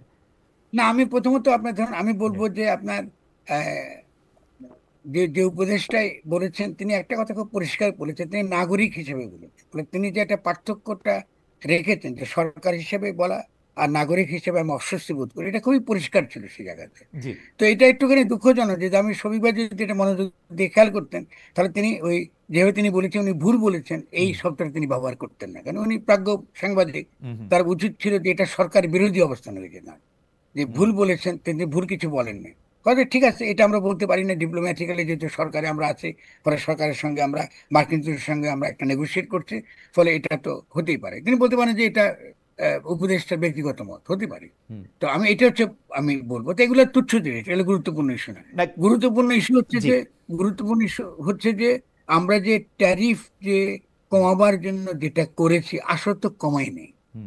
কেন আমরা তো জানি না যে ট্যারিফের কমাবার বিপরীতে আমরা কি পরিমাণ পাল্টা অর্থ আমরা ওই বোয়িং কেনার নামে আমরা মার্কিন যুক্তরাষ্ট্রকে দিচ্ছি। এটা খুব ইম্পর্টেন্ট। 2 নম্বরটা হচ্ছে যে আমরা কি সারা জীবন এই যে দর্জির দোকানকে কি বলে ইন্ডাস্ট্রি বলে চালাবো, আর কতদিন চালাবো? আমাদের যে গার্মেন্ট ইন্ডাস্ট্রিগুলো, এটাই তো মূল যেটা মার্কিন যুক্তরাষ্ট্রে যায়। আমাদের তো আরো তো ডাইভার্সিফিকেশন লাগবে, ইকোনমিক ডাইভার্সিফিকেশন লাগবে। আমার ফলে আমরা একটা সেখান থেকে আমরা কাপড়ও কিনি বাইরে থেকে, মেশিনও কিনি বাইরে থেকে। আমরা খালি কি সস্তা শ্রমটা অ্যাড করি। তো এই সস্তা শ্রমের অর্থনীতিকে রক্ষা করার জন্য আমাদেরকে এই ট্যারিফের জন্য আমরা আবার বোয়িং কিনতে যাবো কেন, বা কি কিনতে তা তো আমরা জানি না। আমরা এটা আর কি কি মূল্য দিচ্ছি, ফলে এটা গ্রহণযোগ্য হতে পারে না। ফলে সরকারের এটা সফলতার আকার আমি গ্রহণ করি না। ফরহাদ ভাই, সরকার এটা লুকাইতে চাইতেছে কেন? মানে মানে বাংলাদেশ আসলে এই আপনি যেটাকে দর্জি শিল্প বলতেছেন সেই শিল্পটাকে বাঁচাইতে যদি কোনো পদক্ষেপ নয়, সেটা তো ডক্টর মোহাম্মদ ইউনূস দেশের স্বার্থে। আমি তার পক্ষে থাকবো নিশ্চয়, ঠিক আছে। আপনি যদি চান তো আপনি উনারা এটাকে লুকাইতে চাইতেছেন কেন? এটাকে মানে মার্কিন যুক্তরাষ্ট্র বাংলাদেশকে চাপ দিছে যে তোমরা এটা লুকায় রাখো বা তোমরা এটা বইলো না? না, আমার মধ্যে এখানে এটা আমি আমি আমি যেটা বুঝতে পারি সেটা হচ্ছে যে এই আন্তর্জাতিক ক্ষেত্রে আমাদের সফলতা, মানে ডক্টর ইউনূসের সফলতাকে দেখাবার জন্য যে চেষ্টাটা, যে অতিরিক্ত চেষ্টা, যেটা কোনো দরকার নাই। কারণ ভূরাজনৈতিক, ইতিমধ্যে খেয়াল করেন, ভূরাজনৈতিক ছবিটা কিন্তু বলতে যাচ্ছে। আজকে আজকে কি রাশিয়া, ভারত এবং চীন, তাদের মধ্যে কিন্তু ঐক্য হয়ে যাচ্ছে। আমরা কিন্তু কমপ্লিটলি কিন্তু একটা নতুন মেরুকরণ ঘটছে, এবং আমাদের কিন্তু নতুন করে ভাবতে হবে। আপনি যদি শুধুমাত্র একটা প্রো আমেরিকান পজিশন নিয়ে আপনি বাংলাদেশকে চালাতে যান, এটা এটা সম্ভব হবে না। ফলে আমাদেরকে একটা ব্যালেন্স জায়গায় থাকতে হবে, এবং সেদিক থেকে যে বিচক্ষণতা দরকার আমাদের, সেদিক থেকে যে আমাদের ভূরাজনৈতিক ক্ষেত্রে আমাদের যে আরো দূরদর্শী হওয়ার উচিত, এটা তো আমরা হচ্ছি না, সেটার অভাব আমি দেখছি সরকারের মধ্যে। তো আমি মনে করি যে অবশ্যই যে নন ডিসক্লোজার, এটাকে বলা হচ্ছে যে হ্যাঁ এটা ডিপ্লোম্যাটিক কূটনৈতিক সম্পর্ক রক্ষার ক্ষেত্রে এটা হয়, এবং এটা তারা আমাদেরকে বোঝাচ্ছেন, আর আমরা জনগণের তরফ থেকে বলতে পারছি যে না, এটা আমাদের মেনে নিতে হবে, এমন কোনো যুক্তি নেই, তার কোনো যুক্তি নেই। ফলে আমরা মনে করি যে নিঃসন্দেহে আমরা একটা ট্রান্সপারেন্ট, একটা স্বচ্ছ, জবাবদিহিতামূলক সম্পর্ক চাই, লুকোচুরি চাই না, গোপন কোনো চুক্তি কোনো রাষ্ট্রের সঙ্গে আমরা চাই না। এটা তো ন্যায্য দাবি, ওকে, এটা তো চাইতেই পারি আমি নাগরিক ওকে। হিসেবে। ফলে এটাই হচ্ছে আমাদের প্রশ্ন। জনাব মুস্তাফিজুর রহমান এক প্রশ্ন অনেকবার করেছেন, আপনি যদি খুব সংক্ষেপে একটু বলেন, আওয়ামী লীগকে বাদ দিয়ে নির্বাচন করলে কি দেশে গণতন্ত্র ফিরে আসবে? ফরাদ ভাইকে আমার প্রশ্ন। আমেরিকা বাদ দেবো, তিনি কি বুঝাচ্ছেন আমি জানি না। হুম, ফ্যাসিজম তো আসতে পারবে না, ফ্যাসিস্ট শক্তি তো আসতে পারবে না। আর আওয়ামী লীগকে যদি হতে হয়, তাহলে আওয়ামী লীগের প্রথম তাকে নিজেকে তো আগে বদলাতে হবে। হুম, আওয়ামী লীগের তো একটা দায়িত্ব আছে, সে যে অপরাধগুলো করেছে তার জন্য অনুশোচনা, ক্ষমা প্রার্থনা করা। আমি যে জামাতের কাছে ক্ষমা প্রার্থনা চান, তো আওয়ামী লীগের কাছে আমি ক্ষমা প্রার্থনা চাইতে পারি? এটা তো নিজের পক্ষে আমাকে চাইতে হবে। আপনি কিছুই চাইবেন না, তারপরে আমি নির্বাচন করতে চাইবেন, এটা কি করে হবে? আর দ্বিতীয়ত, আপনি এখনো ফ্যাসিস্ট দল আকারে থাকতে চাইছেন, আপনি এখনো বাংলাদেশের স্বার্থের বিরুদ্ধে ক্যাম্পেইন করছেন, তাহলে কি করে আওয়ামী লীগ আবার নির্বাচনে আসবে? এটা তো হতে পারে না। আর দ্বিতীয়ত, বিপদের জায়গা তো অন্যত্র, কারণ আওয়ামী লীগ তো এসে বিএনপির সঙ্গে হাত মেলাচ্ছে। কারণ ওকে, পরাজিত শক্তি আকারে নির্বাচনের নামে, যেখানে আমরা আপত্তি করছি যে নির্বাচনের নামে তো আপনি পরাজিত শক্তিকে আবার পুনর্বাসিত করছেন, এখানে তো আমাদের বিপদের জায়গাগুলো। ফলে আমরা মনে করি যে এটা খুবই ভালো হবে যদি আওয়ামী লীগের একটা আত্মসমালোচনা আমরা দেখি, এবং ওকে, আওয়ামী লীগের ঐতিহাসিক অবদানটুকু আমরা, যারা আওয়ামী বিরোধী তথাকথিত, যারা একেবারে একাট্টা আওয়ামী বিরোধী, তাদের আমি পক্ষে নই। আমরা মনে করি আওয়ামী লীগের যে ঐতিহাসিক অবদান আছে, এটাও আমাদেরকে আহ, আলোচনার মধ্যে আনতে হবে। ওকে, যদি আমরা সেই রাজনৈতিক প্রজ্ঞা দেখাই, এবং আমরা সেটা আমাদের আমাদের উপর নির্ভর করবে, যদি দেখাই, তাহলে আওয়ামী লীগ নিশ্চয়ই ক্ষমতা আসবে। মুসলিম লীগ তো বিরাট একটা দল ছিল, এখন তো মুসলিম লীগ বলে কিছু নাই। হুম, তাতে খুব একটা ক্ষতি বৃদ্ধি হয়েছে বলে আমার মনে হয় না। ন্যাপও তো একটা বড় দল ছিল, তো ন্যাপ তো নাই, তাতে খুব ক্ষতি বৃদ্ধি হয়েছে বলে আমাদের মনে হয় না। তো সেজন্য আওয়ামী লীগ যদি চলে যায়, হিস্টোরিক্যালি তার বিলুপ্তি ঘটে, অসুবিধাটা কোথায়? হা হা করার তো কিছু নেই। ওকে। আপনি বলেছেন, কোট করছি, গণতন্ত্র আর ফেসিবাদ খুবই কাছাকাছি, ফেসিবাদীরাও নির্বাচনের মাধ্যমেই ক্ষমতায় আসে, তাই যারা এখন নির্বাচন করছে তারা প্রকারান্তরে ফেসিবাদকে পুনর্বাসন করতেছে। আপনি এটা নতুন বলতেছেন না, একমাত্র বলতেছেন না, হঠাৎ করে বলতেছেন না, এটা আপনি চিন্তা ভাবনা করে, এবং আজকেও আপনি এটা বলছেন। কিন্তু এই জাতীয় নির্বাচন নিয়ে আপত্তি করলেও চলমান ডাকসু নির্বাচন নিয়ে আজকেই ফেসবুকে উৎসাহমূলক পোস্ট দিয়েছেন, এইটার কারণ আপনি একটু বলবেন কিনা? আপনি বলেছেন দরকার বিশ্ববিদ্যালয় পুনর্গঠন, ডাকসু নির্বাচনের মধ্যে দিয়ে শিক্ষার্থীরা নতুন বাংলাদেশ গঠনের রাজনীতি শক্তিশালী করতে পারে কিনা, এটাই এখন দেখবার বিষয়। আগে তো কখনো পারে নাই, ডাকসু থেকে আমরা অনেকেই বলেন যে কিছু পাই নাই, এই জায়গাটা থেকে যদি আমাদের বলেন, বাংলাদেশের রাজনীতিও যেমন ডাকসুও তেমন ভালো কিছু আসে নাই। ডাকসু ডাকসু তো বাংলাদেশের স্বাধীনতার যুদ্ধে অত্যন্ত গুরুত্বপূর্ণ ভূমিকা ছিল, এরশাদ বিরোধী আন্দোলনে অত্যন্ত গুরুত্বপূর্ণ ভূমিকা ছিল। এমনকি আপনার এই যে কোটা সংস্কার আন্দোলন থেকে আপনার বৈষম্য হীন এই যে সমাজ কায়েম করার আন্দোলনতে অত্যন্ত গুরুত্বপূর্ণ ভূমিকা ছিল। ফলে ডাকসুকে বলেছি আমি, ডাকসু হচ্ছে বাংলাদেশের রাজনীতির হৃৎপিণ্ড। কেন? কারণ ছাত্ররা হচ্ছে সবচেয়ে সংবেদনশীল। ফলে সমাজে যে রাজনৈতিক দ্বন্দ্ব সংঘাত, যে বিরোধ, তার কিন্তু প্রতিফলন ডাকসু নির্বাচনে ঘটে। মানে ডাকসু নির্বাচনে যদি আপনি একটা সঠিক একটা ছাত্র সংগঠন বা ছাত্রদের যদি উপলব্ধি, তাদের যে রাজনৈতিক উপলব্ধি, তার যদি একটা স্বচ্ছ প্রকাশ ঘটে, এবং সেটা কিন্তু একটা পুরো বাংলাদেশে একটা একটা দিক নির্দেশনা তারা দিতে পারে। এই জন্য ডাকসু নির্বাচনকে আমি অত্যন্ত গুরুত্বপূর্ণ বলে মনে করি। তো এটা আর রাষ্ট্র গঠনের যে প্রকল্প রাষ্ট্রীয় পর্যায়ে, এটা তো এক না, ডাকসু তো রাষ্ট্র না। তবে ডেফিনেটলি শিক্ষা ব্যবস্থা মাত্রই রাষ্ট্রের অংশ।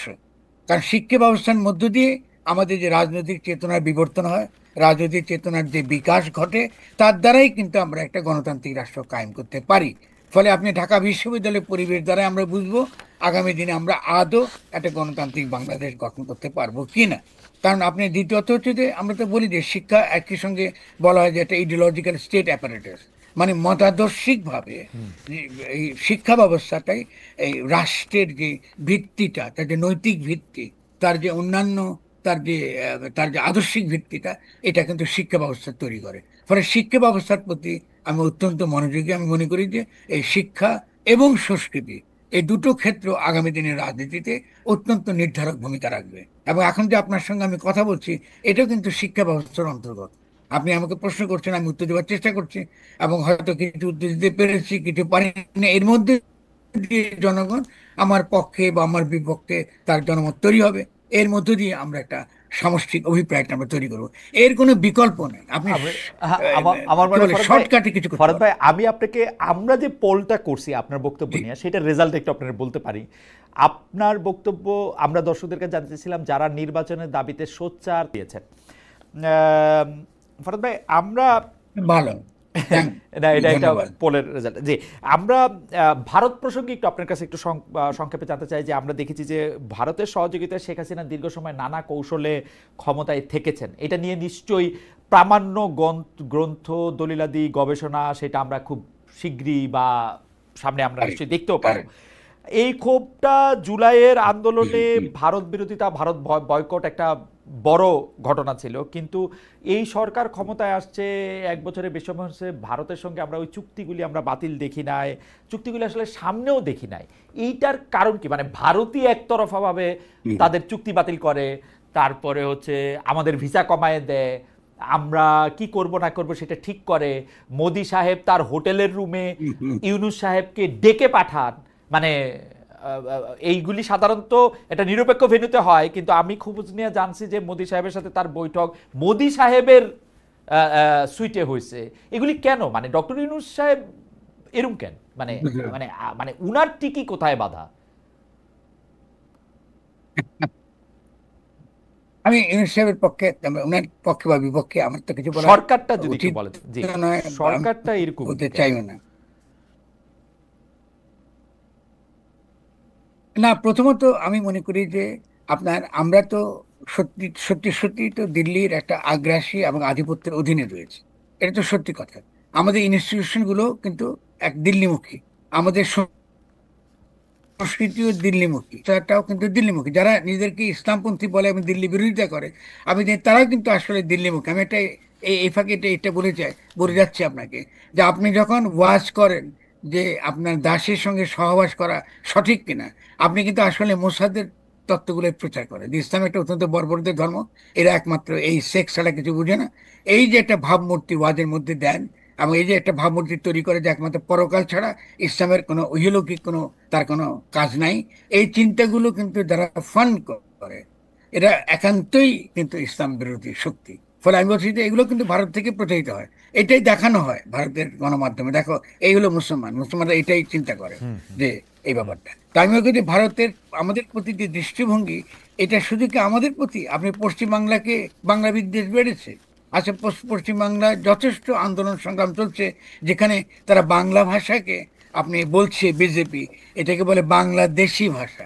তারা বাংলা ভাষা বলে একটা ভাষা আছে, এটার অস্তিত্ব তারা স্বীকার করতে চায় না। পরে কেউ বাংলা বললে মনে করে এটা সবই হলো ওই কি বলে আপনি ওখানে চলে গেছে কাজের জন্য, মানে সব ভারতে গিয়ে তারা থাকতে যায়। ভারতে আপনার হানি কি মধু কি আপনার দুধের সরোবর বইছে, আর এখান থেকে সব আপনি যাইতেছে ভারতে, বাংলাদেশ থেকে। পরে বাংলা ভাষা বললেই তারা মনে করে এসব বাংলাদেশ থেকে আসছে। ফলে ভারতের মধ্যে, স্পেশালি উত্তর ভারতের হিন্দি ভাষী লোকজনদের মধ্যে একটা অংশ তো আছে যারা হিন্দুত্ববাদী। এদের তো একটা বিকৃত মস্তিষ্কের লোক। এদের তো আসলে কোনো বৃহত্তর ভারতের স্বার্থ ভাববার তো তাদের তো কোনো ইচ্ছা নাই। কারণ ভারত তো সত্যিকার অর্থে একটা বড় সাম্রাজ্য হতে পারে, কারণ মুঘল সাম্রাজ্য এখানেই ছিল। যখন আপনার মুঘলরা ছিলেন, সুলতানদের আমলে কিন্তু এটা একটা সুলতানিয়ত এটা ছিল। কিন্তু ভারত যদি মুসলমানদের প্রতি তার যে দৃষ্টিভঙ্গি, এবং বিশেষত তার প্রতিবেশীদের প্রতি তার যে দৃষ্টিভঙ্গি, এই দৃষ্টিভঙ্গি থেকে কাটিয়ে না উঠলে ভারতের আভ্যন্তরীণ ভাবে ভারত স্থিতিশীল হতে পারবে না। এটা অসম্ভব। আপনি ওকে, 35% আপনি মুসলিম পপুলেশন নিয়ে আপনি মুসলমানদের বিরুদ্ধে সারাক্ষণ আপনি একটা মুসলিম নিধন, মুসলিম নির্মূল রাজনীতি করবেন, এটা কি সম্ভব? এটা অসম্ভব ব্যাপার। জি। ফলে ফরহাদ আমরা তার শিকার হচ্ছি সারাক্ষণ। ফরহাদ ভাই, আমাদের আর 2টা প্রসঙ্গ আছে। একটা প্রসঙ্গ হচ্ছে যে আমার অনেক বন্ধু আমাকে ব্যক্তিগত মেসেজে জানাচ্ছেন যে এই 1971 সালের মুক্তিযুদ্ধে নিহতের সংখ্যা নিয়ে আপনি কোনো মন্তব্য করবেন কিনা। না, নিহতের মন্তব্য নিয়ে তো এইটা তর্কটা পুরনো শহীদের তর্ক। সংখ্যা নিয়ে এটা কোনো তো মন্তব্য করবেন? জি। পুরনো, ডেফিনেটলি। আমি মনে করি যে আমাদের জন্য যেটা অত্যন্ত খারাপ হয়েছে, সেটা বিচার বিভাগ যখন এইসব ক্ষেত্রে হস্তক্ষেপ করে। ফলে ইতিহাসবিদদের উপর তো এটা ছেড়ে দেওয়া উচিত। কারণ আপনি যদি একজন লোকও মারা যায় তাও তো মুক্তিযুদ্ধ বৈধ। এটা তো সংখ্যা দিয়ে তো ঠিক হয়নি। আপনি যদি যদি পাকিস্তান যদি 25শে মার্চের রাত্রে গণহত্যা না চালাতো, তবুও বাংলাদেশের স্বাধীনতা ছিল বৈধ। তো ফলে আমরা কিন্তু এই কথাগুলো বলে আমাদের ক্ষতিটা হয় এই, যে যেহেতু আমাদেরকে 30 লক্ষ লোক মারা গেছে অতএব আমরা স্বাধীন হয়েছি। No, it is not true. আপনি যদি সিরাজ আলম খানদের যদি রাজনীতি আপনি দেখেন, তো তিনি তো তরুণ বয়স থেকে বাংলাদেশ স্বাধীন করার কথা বলেছেন। তার যে নেতা কি ছিল, তার নেতা ছিল সুভাষচন্দ্র বসু। তিনি তো চেয়েছেন যে আপনার সুবে বাংলা, যে আপনার বাংলা, বিহার, উড়িষ্যা, এটা তো তার একটা স্বাধীন তার সত্তা ছিল। বাংলা ভাষা মিথিলা ভাষা, মৈথিলি ভাষা থেকে এসছে। বাংলা ভাষার সঙ্গে আপনার বিহারের সম্পর্ক আছে, উড়িষ্যার সম্পর্ক আছে খুব ক্লোজ। আসামের ভাষা বাংলা ভাষা অত্যন্ত কাছাকাছি। তাহলে একটা বৃহত্তর ভৌগোলিক অর্থে, ভাষা এবং সাংস্কৃতিক অর্থে একটা পরিমণ্ডল, একটা রাজনৈতিক পরিমণ্ডল তো আলাদা। এটা তো হিন্দুস্তানের অন্তর্গত ছিল না কখন। তারপরে এই চিন্তা তো কোনো অন্যায় কোনো চিন্তা নয়। আপনি তো ইংরেজদের মানচিত্র মানতে হবে একদম, এটা তো মানবার তো কোনো বাধ্যবাধকতা আমাদের নাই। কিন্তু তার মানে এই নয় যে কালকে আমরা, একটু বলি খালেদ, তার মানে এই নয় যে কালকে আমরা এই পশ্চিম বাংলাকে, নর্থ ইস্টকে বাংলাদেশের সঙ্গে একত্র করব। এটা আমাদের যুক্তি নয়। আমাদের যুক্তিটা হচ্ছে যে এই যে বৃহত্তর ভূগোল, এই ভূগোলের কথা মনে রেখে আমাদেরকে এই বিশ্ব সভায় যে আন্তর্জাতিক যে পুঁজিতান্ত্রিক ব্যবস্থা, যে গোলকায়ন ব্যবস্থা, এর মধ্যে আমাদের একটা একটা একটা একটা একটা রাজনীতি গড়ে তুলতে হবে। সেই রাজনীতির মধ্যে আমাদের নর্থ ইস্টের সঙ্গে সম্পর্ক ভালো করতে হবে, বিহারের সঙ্গে সম্পর্ক ভালো করতে হবে, উড়িষ্যার সঙ্গে, আসামের সঙ্গে সম্পর্ক ভালো করতে হবে। ফলে সেদিক থেকে তো এটা খুবই গুরুত্বপূর্ণ বিষয়। তো সংখ্যা নিয়ে আমি কি করবো? সংখ্যা তো ইম্পর্টেন্ট, কারণ আমাদের তো একটা সাংস্কৃতিক ঐতিহ্য আছে। ফরাদ ভাই, এখানে দুইটা প্রসঙ্গ, মানে একজন বলতেছেন যে ঠিক আছে, এটা যা বলা হয়েছে সেইটার মধ্যেই আমরা থাইকা যাই, এটা নিয়ে আর কথা বলার দরকার নাই। আরেকজন বলতেছেন যে আমরা তো যে কোনো সময় যে কোনো কিছু নিয়ে, আরেক গ্রুপ বলতেছেন আর কি, যে যে কোনো সময় নিয়ে এটা কথা বলতে পারে। আপনি কোনটা মনে করেন, যে এটা কি আসলে যেখানে এটা এই অবস্থা আছে থাইকা যাওয়া ঠিক হয়েছে, নাকি 2000 অভিযোগ পড়ছে, একটা গবেষণাপত্রে দেখা গেছে যে 2000 জনের ব্যাপারে অভিযোগ পড়ছে, যেটাকে আবার অনেকে মনে করছেন যে উনি বলছেন 2000 লোকই মারা গেছেন, এইটা ঠিক আছে? মানে কোনটা আপনি ঠিক মনে করেন? আমি মনে করি যে আপনি যারা রিয়েলি, যারা যারা ইতিহাস চর্চা করেন, এই ক্ষেত্রে যাদের বিশেষজ্ঞতা রয়েছে আলাদা, এটা তাদের উপর ছেড়ে দেওয়া উচিত। এটা আদালতের বিষয় নয়। আর এটা নিয়ে আমাদের এখন, আপনার ধরুন এই 2025 সালে এইটা একটা তর্ক করাটা আসলে দরকার নেই। আমি মনে করি যে পিনাকি যে প্রশ্নটা তুলেছে, সেই প্রশ্নটা অন্য অর্থে এটা তাৎপর্য আছে, যে এটা তো ইস্যু একটা। আপনি যে জাস্ট একমাত্র সংখ্যা দিয়ে যেভাবে একটা বাঙালির চেতনা আপনি গড়ে তুলেছেন, যে পাকিস্তানের প্রতি আপনি যে নেতিবাচক একটা ধারণা আপনি গড়ে তুলেছেন, এটা তো ঠিক না। কারণ আপনি খেয়াল করেন, বাঙালি জাতিবাদীরা যে তত্ত্বটা বারবারই দিয়েছে যে এটা একটা রেসিস্ট যুদ্ধ ছিল, পাঞ্জাবি বনাম বাঙালি। ফলে জাতিবাদীর কাল পর্ব আমাদেরকে কাটিয়ে আসতে হবে। আমরা এখন জাতিবাদীর যুগে বাস করি না। এখন আমরা একটা বিশ্ব পুঁজিতান্ত্রিক ব্যবস্থার মধ্যে বাস করছি। আমাদেরকে একটা রাজনৈতিক জনগোষ্ঠী হিসেবে আমাদের গড়ে উঠতে হবে। ফরাদ ভাই, আপনি নিশ্চয়ই লক্ষ্য করছেন যে খালি আলোচনাটা খালি সংখ্যায় নাই, কিন্তু আলোচনাটা এমনও আছে যে পশ্চিম পাকিস্তান পূর্ব পাকিস্তানকে আসলে ততটা শোষণও করে নাই। ভারত বিভিন্নভাবে গ্যাঞ্জাম ট্যাঞ্জাম লাগায় এই দেশটা, মানে নানা ধরনের আলাপ আলোচনায় আছে। মানে আমাকে তরুণরা প্রশ্ন করে যে এই ব্যাপারটা, এটা আমি কি জানি, আমি আমার মতো করে আমারটা আমি বলতে চাই যে আমি মনে করি 1971 মুক্তিযুদ্ধ, বাংলাদেশের স্বাধীন হওয়া, এটা আমার কাছে খুবই গুরুত্বপূর্ণ, বোধহয় সবচেয়ে গুরুত্বপূর্ণ ঘটনা। কিন্তু কারো কারো কাছে মনে হয় যে পুরোটাই ষড়যন্ত্র। কোনো লোকজন বলতে থাকে পুরোটা ষড়যন্ত্র, বা না হইলে আরো ভালো হইতো, একটা কনফ্রন্টেশন এখনো হইতে পারে কিনা। আপনি এটা নিয়ে কি এক দিলেন বলবেন কিনা? আমাদের শেষ প্রসঙ্গে আমাদের যাবো আর কি, আপনি এটা বললে। হ্যাঁ, না, এটা এটা আমি বলেছি। আমি হয়তো এত সময় কম, হয়তো ব্যাখ্যা করতে পারবো না। আমি কুইকলি দুইটা কথা আপনাকে বলি। প্রথম কথাটা হচ্ছে যে এই যে বাংলাদেশের যে তার যে ভাষিক এবং সাংস্কৃতিক তার যে নিজের পরিচয় সন্ধানের যে চেষ্টা, এটাকে রক্ষা করার যে চেষ্টা, এটাকে আমি ইতিবাচক মনে করি। এবং 71 মুক্তিযুদ্ধ নেগোসিয়েবল না, এটা নেগোসিয়েট করার কিছু নাই। এটা ভেরি ক্লিয়ার। ওকে। সেকেন্ডলি হচ্ছে যে আমরা, তার মানে এই নয় যে আমরা ইতিহাসে ফিরে যাব না। আমরা ইতিহাসে বুঝবো যে কেন 71 মুক্তিযুদ্ধটা হলো, এবং কি করে যুদ্ধের মধ্যে দিয়ে আমাদের চেতনাটা আমরা একটা ভাষার প্রতি, আমার সংস্কৃতির প্রতি, আমার বিশ্বের ধরনের আমার একটা আমার একটা কমিটমেন্ট, আমার একটা আমার আমার আমার আত্মার সঙ্গে এটা যুক্ত হয়ে গেছে। আব- ফলে এটাকে আপনি উপলব্ধি করতে পারবেন। অ্যাবসলিউটলি জি, ফরহাদ ভাই, আমি আপনার সাথে একমত। কেন আমি শুধু এই জায়গাটাতে আমার গত 15-16 বছরের কথা খুব মনে করতেছে, যে আমরা যখন হুম, সরকারের সমালোচনা করতাম এবং কোনো কোনো ক্ষেত্রে ফিয়ার্স সমালোচনা করতাম, জি, সরকারের কেউ কেউ আমাদেরকে ব্যক্তিগত আলোচনায় পরে মেঠো বক্তৃতায় অনেকেই বলতো যে আমরা না থাকলে এই মুক্তিযুদ্ধের যেগুলি আমাদের সিম্বল আছে, প্রতীকী জিনিস আছে, সেগুলিই তোমরা আর রক্ষা করতে পারবে না। আমরা কইতে মানে কি? কিন্তু হুম, এগুলি নিয়ে যখন আক্রমণ করা হয়, তখন আমরা দেখি যে আওয়ামী লীগের বয়ানটা যে ঠিক ছিল সেইটা প্রতিষ্ঠিত করার দিকে এটা আগায়। এটা হচ্ছে আফসোসের ব্যাপার আর কি, আর কোনো তো আমাদের হ্যাঁ, ঠিক। আর কোনো তো কিছু না। আমরা Yeah. পরবর্তী প্রসঙ্গে যাই। ফরহাদ ভাই, আপনিও নিশ্চয়ই, মানে আপনি তো সাক্ষী, কারণ আমি আপনি একই জায়গায় একই কথা বলতে গিয়া এই ধরনের কথা আমরা অনেক শুনছি। যাই হোক, আমরা শুনেছি। শেষ প্রসঙ্গে যাই। আমাদের একজন দর্শক, ওনার নাম TM রহমান ইউটিউব, উনি একটা মেসেজ বারবার পাঠাতেছেন, আনফলো করলাম খালেদ সাহেব, আপনার অনুষ্ঠান অনেক ভালো ছিল, আজকে থেকে আর দেখবো না এমন একজন ইসলাম বিরোধী লোক আনার জন্য। আর আপনার ইসলামের প্রতি কিছুটা বিরোধী আছেন, আপনার অনুষ্ঠান দেখে বোঝা যায়। আমার কিছু বলার নাই ফরহাদ ভাই, আমরা পরবর্তী প্রসঙ্গে যাই। সেইটা হচ্ছে যে জি, মানে এইটা একটু হাইপোথেটিক্যাল প্রশ্ন ফরহাদ ভাই। এইটা সরকার খুব জোর দিয়ে বলতেছেন যে একটা জাতীয় নির্বাচন হবে ফেব্রুয়ারির মাঝামাঝি সময়। জি, আপনার জি। কাছে কি মনে হয় ইলেকশনটা কবে হবে এবং ইলেকশনটা কিরকম হবে? এটা আমাদের শেষ প্রশ্ন, শেষ প্রসঙ্গ। আপনার কথা দিয়ে আমরা শেষ করতে চাই। আ- আমি আমার নিজের যে তথ্য এবং এই বর্তমান বাস্তবতা সম্পর্কে আমার যতটুকু জানাশোনা, তাতে আমার কাছে মনে হয় এই সরকারের পক্ষে একটা সুষ্ঠু নির্বাচন করা অসম্ভব। ফলে নির্বাচন সরকার হয়তো চাইছেন, চাইবার উদ্দেশ্য হচ্ছে যে তারা এই জটিলতা থেকে মুক্ত হয়ে তারা চলে যেতে চাইছেন, কিন্তু এটা আমাদের সমাধান করবে না। কেন অসম্ভব আমি বলি, কারণ আপনি নির্বাচনটা আপনাকে করতে হবে যে সেনাবাহিনীকে দিয়ে, যাদেরকে হুম আপনি ম্যাজিস্ট্রেসি ক্ষমতা দিয়েছেন। হুম হুম এবং সেনাবাহিনী দীর্ঘকাল, ইতিমধ্যে 1 বছর আপনাকে কিন্তু বাইরে, এবং ইতিমধ্যে আমরা দেখেছি গোপালগঞ্জে বা বিভিন্ন ক্ষেত্রে 4 জন লোক মারা গেছে। এটার দায়িত্ব কিন্তু সেনাবাহিনীকে নিতে হচ্ছে।